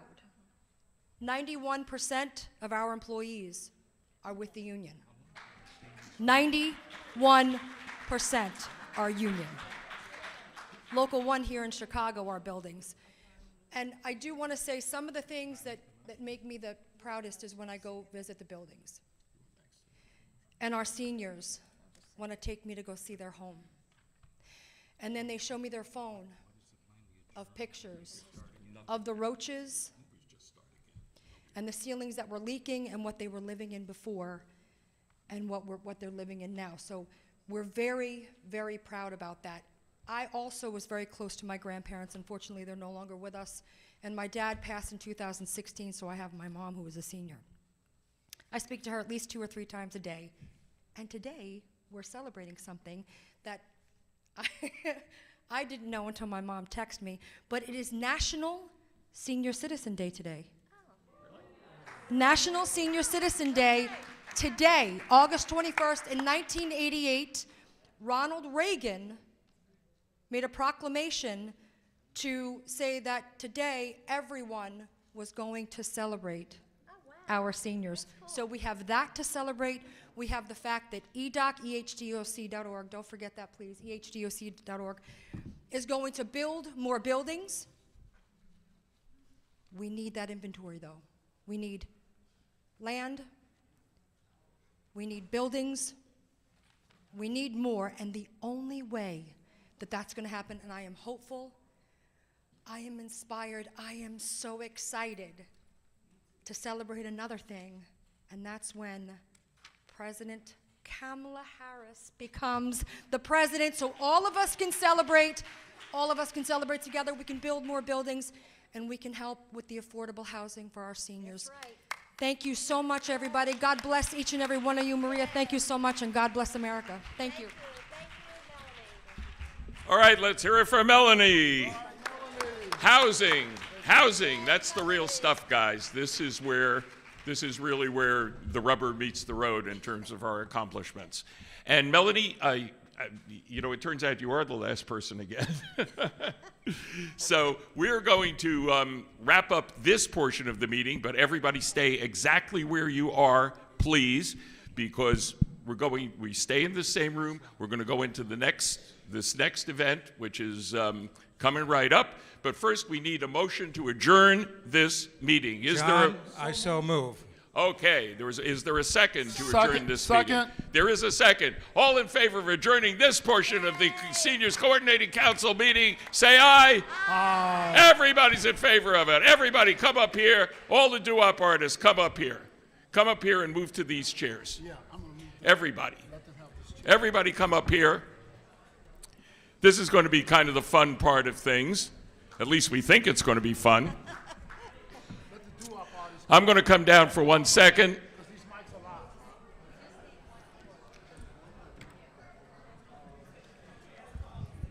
Everybody come up to the front, if you will.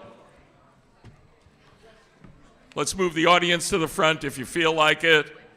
Definitely let's get all the artists up here.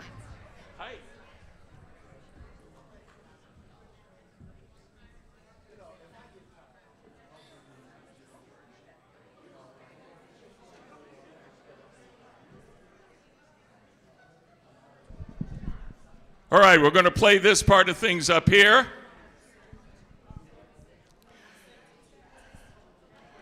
We're going to play this part of things up here. This is something like Max said. Actually, we did like a lot of these in 2020. It's not really brand new. We did a bunch of these in 2020 for the Biden-Harris campaign, and they were really successful, and people loved them. Remember, go on these phone banks. Go on these phone banks. They're very important. You can volunteer. KamalaHarris.link/doowop phone banks. DOOWOP phone banks. Every Wednesday at 4 p.m. Eastern Time. Just right here in the front would be great, yeah.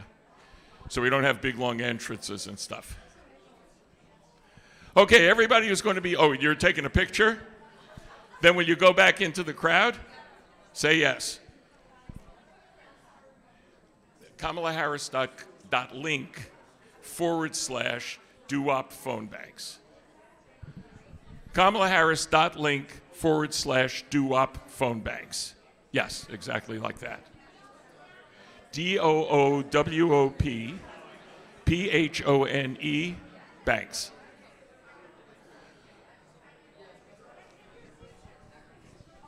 Okay, Maria, when they...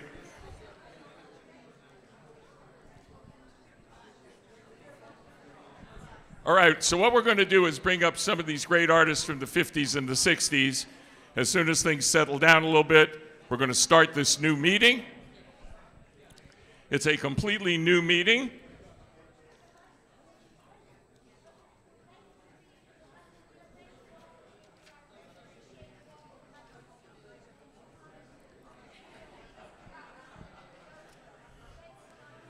Melanie, are they willing to stay and fill in here, or at least some of them? They have a bus? Oh. Okay. Yeah, they're taking a picture, but they're going on the bus. Yeah. Well, I want the artists up here so we don't have big, long entrances. Okay. Hey, how are you? All right, so what we're going to do here is we're going to hear from some artists from the 50s and the early 60s, and one who's quite a bit younger than that. And we're going to basically be going over the reasons that you should vote for Kamala Harris and Tim Walz, according to them. And there'll be a little bit of music involved as well. So we want to thank all the sponsors of this event, and I'll get to them individually a little bit later. But I think it's better for us to just dive right in and start the event now. So the first person I'm going to bring up, everybody settle in. The first person I'm going to bring up is one of my oldest and closest friends. And by oldest, I mean I've just known him a long time. But he's also amazing in the sense that he's in his 80s somewhere, and still sings the song "The Lion Sleeps Tonight" in the key of F, which was its original key. And for those of us who deal with music a lot, this is actually impossible. Like, you can't do this. But somehow, Jay Siegel has lived his life so well that he can actually sing "The Lion Sleeps Tonight" in the key of F. Now, I'm sure you'd love to hear "The Lion Sleeps Tonight" and those wonderful words, "whim away," or that wonderful word, "whim away," that gets extended over a beautiful musical phrase. But for tonight, he's actually turned out to have changed the words to the song a little bit. So please welcome my good friend, the guy who sang "The Lion Sleeps Tonight" that everybody from 2 to 92 loves and has heard. Here he is. Here he is, the incomparable, and I truly mean it, incomparable Jay Siegel. Oh. Oh, I thought we were all going to sit up, but we're not doing that. Okay. So what do you want me to do? Okay. So you're going to tell them why they should vote for Kamala Harris and Tim Walz. Well, I don't know how much more I can say. It's been, an F chord. No, you just say the stuff from your heart. From my heart. Okay. Well, in our business, when we're not, when we get to be a certain age, over, what, do I look my age? I don't know. Anyhow, when we are not working, in show business, and if you're an entertainer, in between your jobs, even the biggest superstars, we're unemployed. Even people like Tom Cruise or people, they're not working, they're unemployed. So when we reach a certain age and we depend on Social Security because we're not working, and if times are a little bad or, that really is a very big help. So it's very important for people, for everybody, but especially in our business because, we never know where the next job is coming from. But that's, I'll make it sweet, and that's a personal, statement from me about how it affects me, personally. Would you like an F? Well, you may remember this song. It originally, should I give him a little bit of the original or no? I do. Yeah? Oh, you do? Okay, well, we made this record in 1961 and 62, and it became a worldwide hit all over the world. In fact, it was #1 in 36 countries all over the world. You want me to tell the granddaughter? So when we're talking about "The Lion Sleeps Tonight." Can you all see me? Yeah, okay. There was a movie that came out a bunch of years ago called "The Lion King," which was I guess the most successful animated film in the history of movies. And we were fortunate enough to have "The Lion Sleeps Tonight" in that movie. And the movie was such a big hit that RCA Victor, that was our original record company, they re-released "The Lion Sleeps Tonight." It was 40 years later, and it became a worldwide hit all over the world again for the second time. But more importantly, we then acquired a brand new audience of 5-year-old kids. So I tell this story all over, every place we work, all over the world. But when the record was a hit for the second time, my granddaughter was in kindergarten, and she told all the kids in her class, my grandpa sings that song. And of course, wait a minute. Hello? I'm waiting. It's me. I just wanted to, I'm here. All right. Never mind anybody. Anyway, my granddaughter was in kindergarten, and she told everybody in her, in her class, my grandpa sings that song. Oh, yeah. Oh, he sings it in the garage. He sings it in the shower. Nobody believed that her grandpa sang this song. So she came home very, very upset, telling her mom, none of the kids in my class believed that, that grandpa made that record. So she was very, very upset. So anyway, she got together with my wife, and they had a meeting with the principal of the school.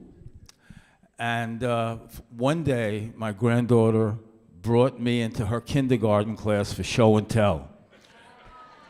then she was very, very popular after that, you know. So.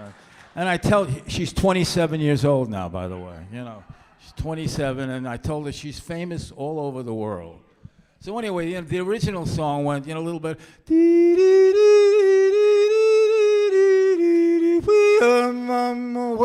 Does that sound like the record? Thank you very much. Good night. But we got it now. The revised lyrics. Kamala, Kamala, let's vote Trump away. Kamala, Kamala, let's vote Trump away today. Yeah, let's vote him away. John. Jay Siegel, let's hear it.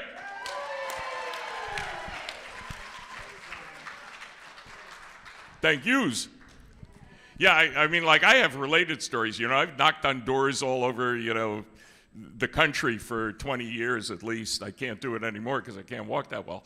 But you know, and I'm completely shameless. I just knock on the door, you know, and I say, I'm Bowser from Sha Na Na, and I'm here to support, you know, Kamala Harris and Tim Walz, whatever. And, you know, mostly then people go like, oh, wait, you really are him.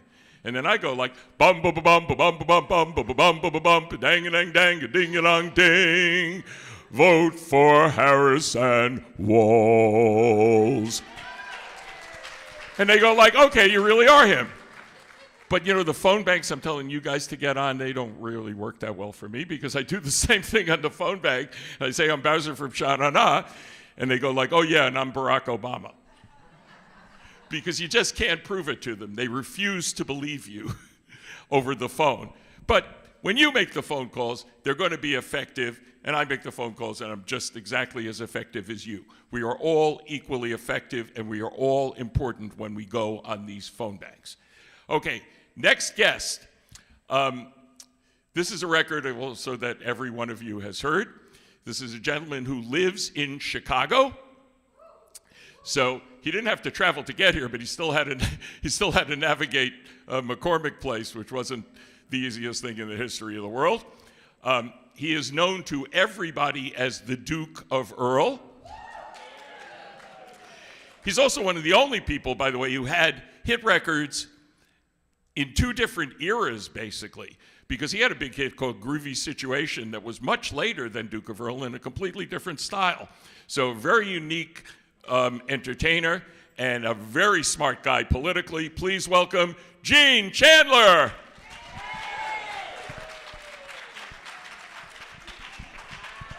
The Duke. Duke of Earl, Duke of Earl, Duke of Earl, Duke. Vote for Biden. For Harrison Walz, Harrison Walz, Harrison Walz. Vote for Harrison Walz. As I walk through this world, nothing can stop Harrison and Walz. They'll walk through my dukedom, and the White House they will share. And as Kamala say, we're not going back. We're going to fight, and we're going to fight until we win. Thank you, and God bless. The Duke. Let's hear from the Duke of Earl from right here in Chicago. All right, now you know we're not, especially for this election, we're not going to just have a bunch of guys up here, right? Right. Now, there were those things in the 60s called the girl groups, right? I guess it's still okay, kind of. I don't know, to use that label. Yeah, you think it's okay? Yeah, it's still okay. But there were also solo performers in the late 50s and the early 60s. And there's someone here tonight who recorded a song that everybody in this room has heard and loves. When she was, I believe, 15 years old or maybe 14 years old. The two women who are here tonight with us have this in common, that these records were recorded really when they were kids. This is like my favorite rewrite. Coming up is my favorite rewrite of any song today that we're going to present, because the original record that you're all familiar with is called I Will Follow Him. Yeah. So Peggy March gets to change those lyrics today for the first time in her entire history. Please welcome my friend Peggy March. Where are you? Peg. Oh, yeah. Hi, John. Hi, Peg. Tell them why they should vote for Kamala. What? Oh, okay. Hello. This is great. Okay. First of all, I'm really, really happy to be here. Really, really honored to have been asked to be here. However, I am not politically savvy. I told John this. Yes, you are. Oh, yes, I am. Okay. That's because when we talk on the phone, he does all the talking, and all I do is nod, you see. Because John is. But in any case, I started very, very young. I've been in show business all my life, but I was 15 when the record came out, and that's, I don't know, kind of young, I guess. In any case, I've traveled all over the world, and I continue to travel, and mostly Germany, and I'll be there for the event, the big event of the voting event for the election.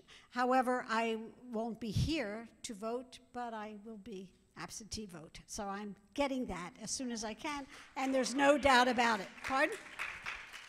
Did you say something? Vote by mail. Oh, yeah, vote by mail. That's not called absentee voting? Yeah, same thing. Oh, same thing. Thank you. Whew. Man, like I said, I'm not very savvy in this. In any case, I am now a widow as well as a senior citizen for some time now, actually. And of course, these things are really, really important to me. So I heard a lot of important things today. I'm with them all the way, and this is a good thing. Of course, the other side has to hear all of these good things, and they have to believe that we have the right answer here. Okay, Kamala and Tim. Yeah. That's, yeah, really important. So you're going to play for me a introduction. Yeah, go ahead.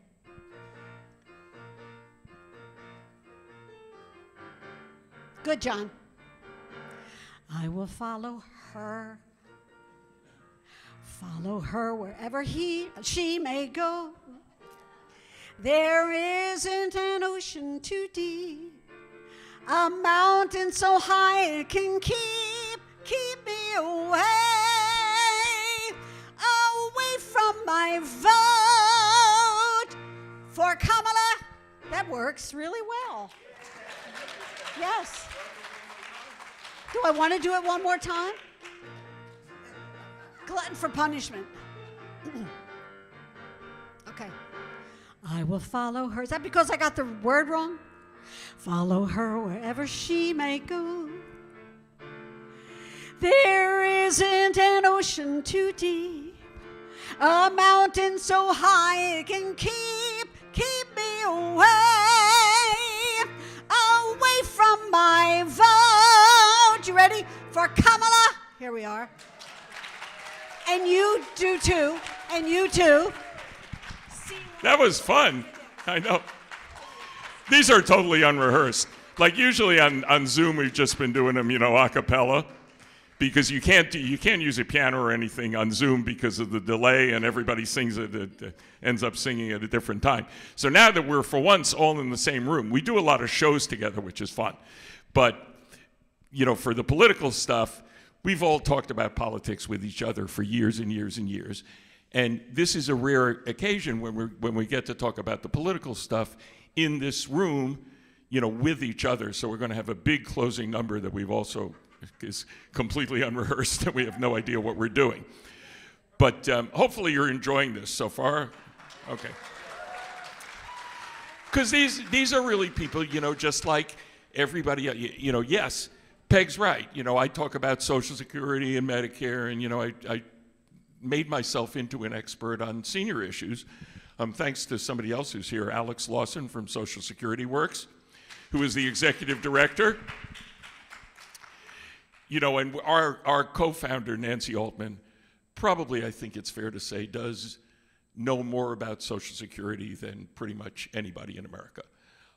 She is regularly hears from the Social Security Commissioner asking her questions about Social Security.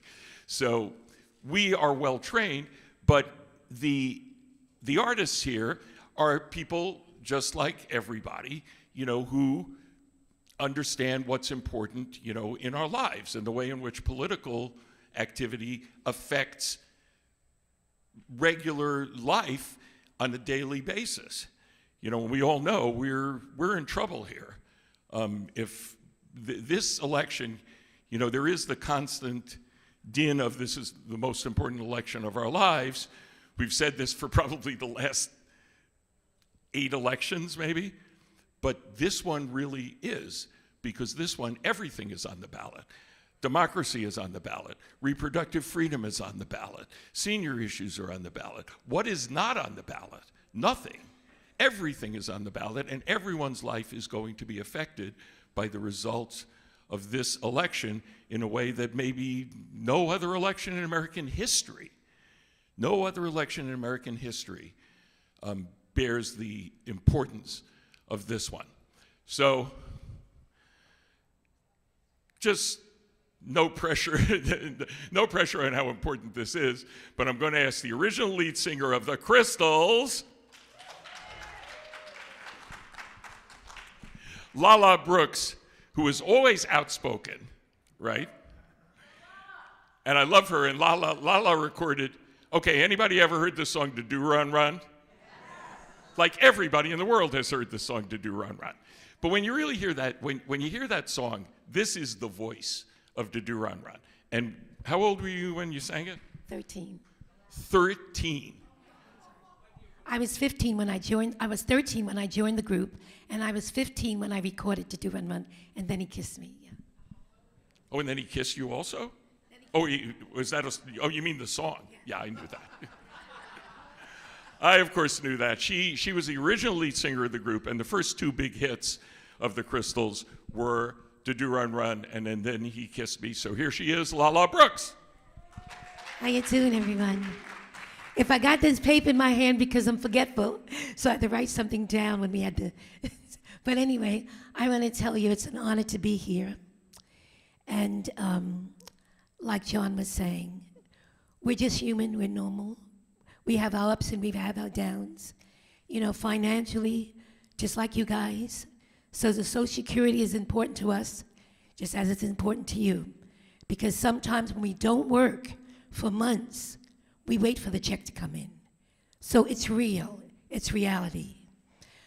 Another thing is reality that I know they didn't speak up on it tonight, this afternoon, but when I was a little girl and I joined the group at 13 years old, I witnessed so many things with racism when I was a child. And when I came home mixed up, black people in our day, they couldn't afford, like, psychiatrists. They couldn't afford, to go to someone and talk to a therapist. Black people didn't even know about therapists, So we had to deal with it with our parents, telling us it's going to be okay, that you're special and white people are special. Nobody is different. So why it's so important about Kamala and Tim is to stop the racism. I've been dealing with racism since I'm 13 years old. I'll be 77. No, I just turned 77, and it's still happening. So there's a problem. So when I heard her say that they was worried because of Kamala's color, that's like history repeating itself, which is so wrong. So anybody here, whether you're white or whether you're black, you tell that next person, whether it's next door to you, if they have that thought of, we don't want her to be president because she's black, think of me as a little girl, 13. And when I was on a Dick Clark tour, and all the white people were going to the bathroom, And I went up to I was following them, you know, the white artists that was on tour with us. We had no problem with racism with the white artists.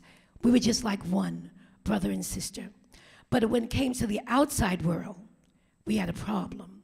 So I go to the bathroom, we stopped at a gas station, and all the white kids was going into the bathroom, women and men. I went up there and the man stopped me. He had a straw, I'm only 14 years old at the time, in his mouth. And I, you know, walking like a little kid because I got to go to the bathroom. I said, "Can I go to the toilet?" He said, "Nigga gal, you don't understand." I said, "Yes." I said, "All I want to do is go to the bathroom." He said, "You ain't going in here." I said, "What do I do?" As a 14-year-old, he said, "Go your ass behind them bushes." And I remember as a child going in the bushes and using toilet paper, which wasn't toilet paper. We had to use leaves. So when you think about it strongly. At 13, and now I'm 77, and it's still some of the same problem. So we have to deal with this, and it's sad to say, but it's reality. So thank you so much.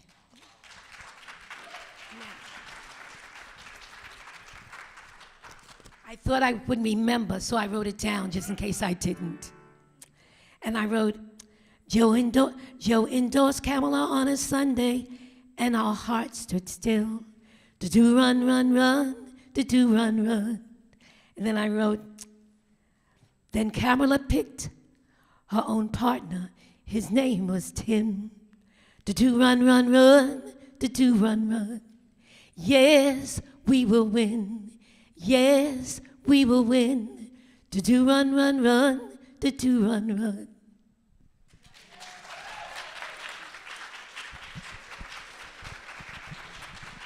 All right, Lala. Lala's just, you would not believe this. You know, I wish we had a band and, you know, we were doing a real musical show because you would not believe her version of Proud Mary of the Tina Turner, you know, Proud Mary. She's amazing at 77. I can't even believe it. Same age as me, but you're in much better shape than I am. And you know what?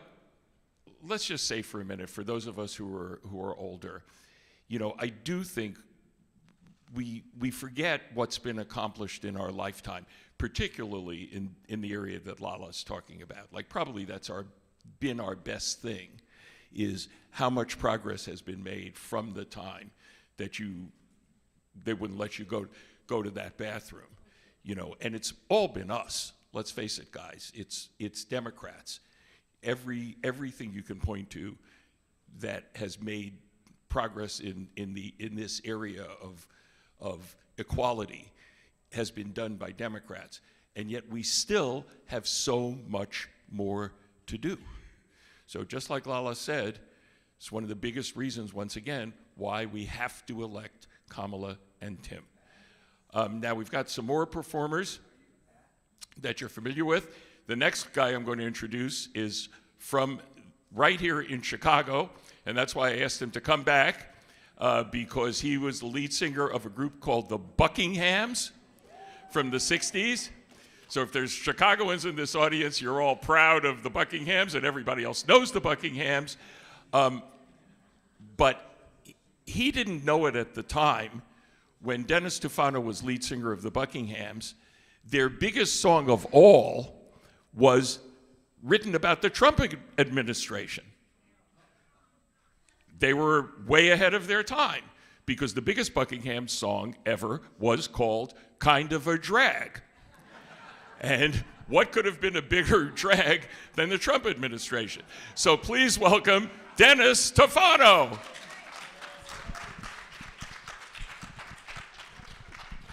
What are you going to do with that? Hey. Thank you. Good night. How do you follow that?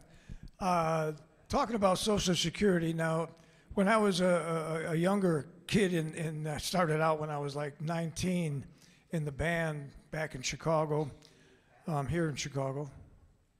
And when we weren't working, I had to go find part-time jobs. kind of continue and get things going in between the shows. And back then, which was the 60s, early 60s, our paychecks weren't that big anyway as musicians. And as musicians, which a lot of people don't understand, is that we don't get insurance for our jobs. We have no benefits. And so now, as I'll be 78 very soon, and that Social Security check is very important in between our shows, especially the older we get. Come right in. Yeah. And so this thing about Social Security that John's behind all the time, it's okay. I'm going to get one of those. Yeah, okay. And so what happens is that my big issue right now about Social Security is this tax. That I find that, you know, we paid into our Social Security and then they tax us on it as if it's income. And it's not income. It's something that we planned on getting for everyone in the country. So I hope that we can make that work. And yeah, God bless America, I think, you know. Let me say something about that. Let me just say something about that and this issue. John Larson, who was here earlier, was everybody here when Larson spoke? You know, some bozo who's all over television, you know, standing in front of signs that say, no more taxes on Social Security, this guy named Trump, he's very late to the party on this. John Larson's bill that he described, Social Security 2100, has addressed this problem since he introduced the bill, has addressed the issue of, he mentioned WEP GPO, which is a big issue for a lot of public employees. He mentioned the COLA, changing the way your COLA is calculated. And also in his bill addresses the issue of taxes on Social Security. What Larson's bill does that the other guys don't even begin to do at all, because they're basically still talking about cutting, is figure out how to pay for this expansion of Social Security. And the way you're going to have to pay for this expansion of Social Security is something Donald Trump and MAGA Republicans would do literally over their dead bodies, which is tax the uber wealthy people in America who don't pay in one more cent over $168,600 of income. That's what needs to be done, right? So these slogans and these ridiculous, you know, it's like, just say whatever you want to just try to get votes, that ain't going to work, guys. You know, what happens in America that is successful are things like the Inflation Reduction Act, where it's paid for, things like Obamacare, where it's paid for, and that's what we do. They don't ever do it at all. They run up the deficit that they complain so wildly about, and as soon as they get into office, that's the first thing that they do. And then as soon as they get out of office, they start complaining about the deficit. So really understand where we're at in these things. And you got to fight back on these slogans that don't mean anything and don't work. We are going to change the structure of taxing Social Security, just like you say. I'm glad I brought that up. It is important. It is important. Yeah. Well, I have friends on Taylor Street here that would like to fix that too. You know, it's like restaurant owners and such. But this is the song that you were talking about. This is.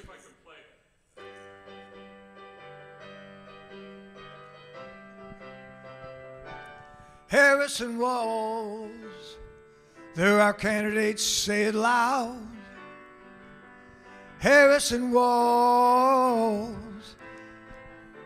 stand out in the crowd. Oh, listen to what they have to say.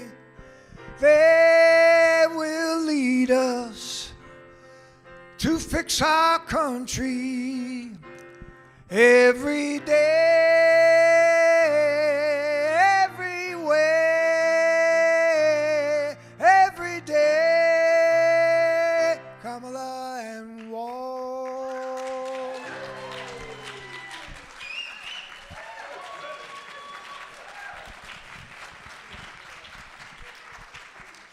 Thank you. Thank you very much, John. I don't know, you want to hear an encore of that, or what do you think? Huh? That was really good. Dennis, do it one more time, because, here, do it one more time. That was really good.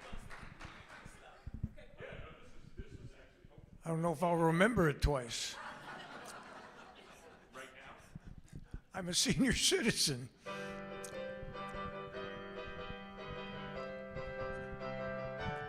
Kamala Walls, they're great candidates.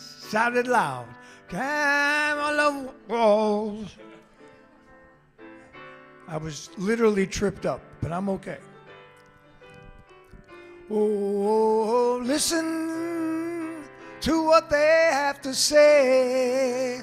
They will lead us in our country everywhere, everywhere, every day. Kamala Walls.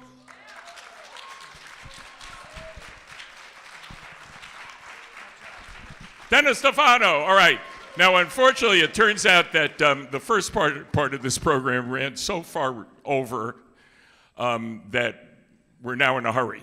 So I'm just going to blast through these last couple of people, although the first person that I have to cheat on time a little bit, but it won't be too much, is literally like my oldest friend in the whole wide world. Not that we used to call him the kid in Shanana, but now he's 72.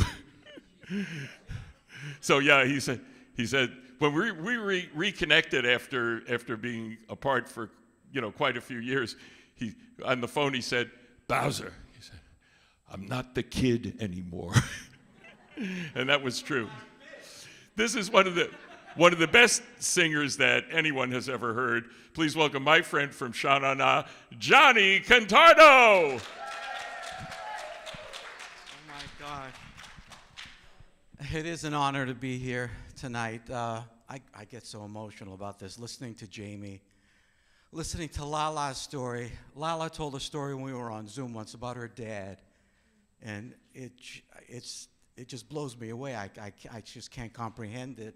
I realize how lucky my grandparents were when I hear about Jamie's parents. It's just truly amazing. I just wish Kamala, we don't talk enough about this.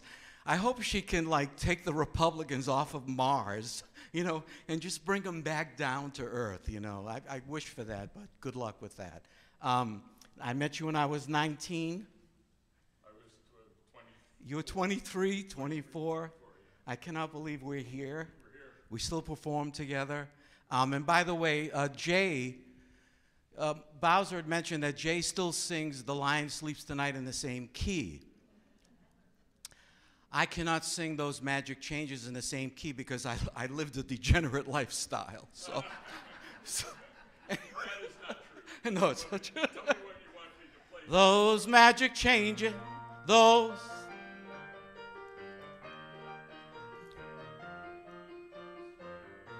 those magic changes. Kamala arranges for lower drug prices than ever before for Social Security. Your check will be more. I beg you, please vote for her. Please volunteer for her. Ooh, ooh, ooh, ooh, ooh. And Tim Waltz. Thank you. Bowser! Love you. I'd have him do it again, but we're running out of time. Plus, he says he can never do it. It's too hard to do it again. No, you're not. No, you're not. This guy, he and I talk politics all the time, like probably too much, and he is one of the most dedicated Democrats that I have ever met. So, all right, and our final performer that we're going to bring up before we do our grand finale is a ringer in the sense that he's not even a senior. Right, he's what we might call a junior senior. How old are you now? About 50? 50 plus, yeah. Yeah, so he's getting there. He's getting there. We're going to protect his Social Security, and in fact, we're going to expand it, right? So, but what is unusual about this guy, and you'll see, when you see him, you'll understand that he is the son of Jackie Wilson. Right. So remember Jackie Wilson, one of the truly great entertainers, singers, performers of all time? Bobby Wilson is the son of Jackie Wilson. He looks like him. He sounds like him. I mean, there's no... Okay, I'll give you a little insight into something. And I can't even play this thing. I don't know what we're going to do. I'll try it. I may try, but you might be better off doing it a cappella. Yeah. But Bobby is going to do part of a song that really nobody should touch, you know, after Jackie Wilson. All of us know enough not to try to do the Jackie Wilson material because it's impossible, because Jackie Wilson was that kind of a talent. So please welcome our junior senior representing the younger generation, Bobby Wilson, the son of Jackie Wilson.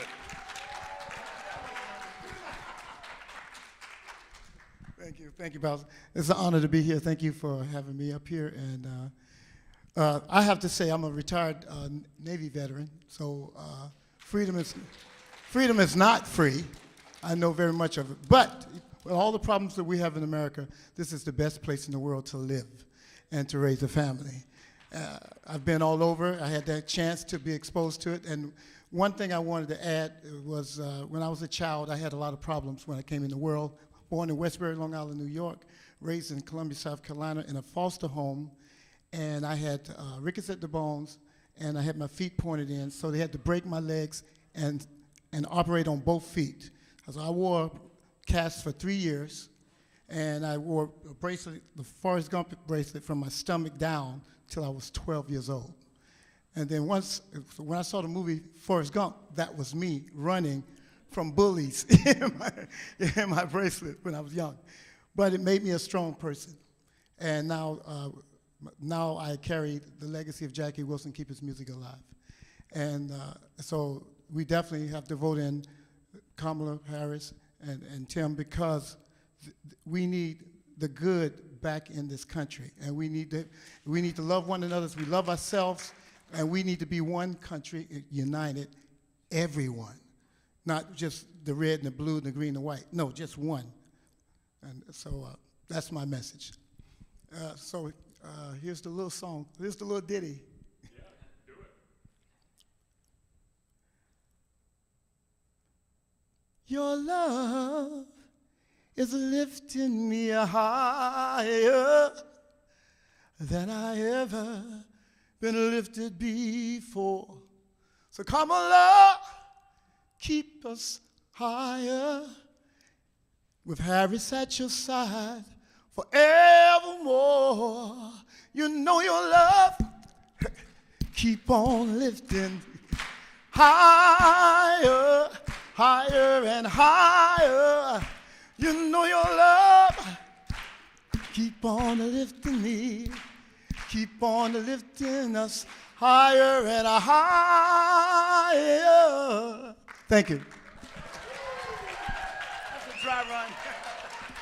Bobby Wilson, let's hear it. Because you know it, this administration that we're going to elect in November is going to lift us higher and higher. Right, that's really the theme song of today. All right, we're going to bring everybody up here. Everybody come back up here, all the artists. Grab these mics. I got to take this one to the piano, but grab all of those. We're all going to sing the closing song because every show I've ever done has ended with this song. This isn't really a show, but it's like a show. Come this way. I can't get any closer. And it's going to end with this song. You have known the song as Good Night, Sweetheart. Well, it's time to go. Traditionally, but I sent out the alternate lyrics to these guys. Hopefully they'll get it right. I did. Hopefully they're going to get it right. Hey, Hold on. you got a bunch of seniors up here, so what do you mean?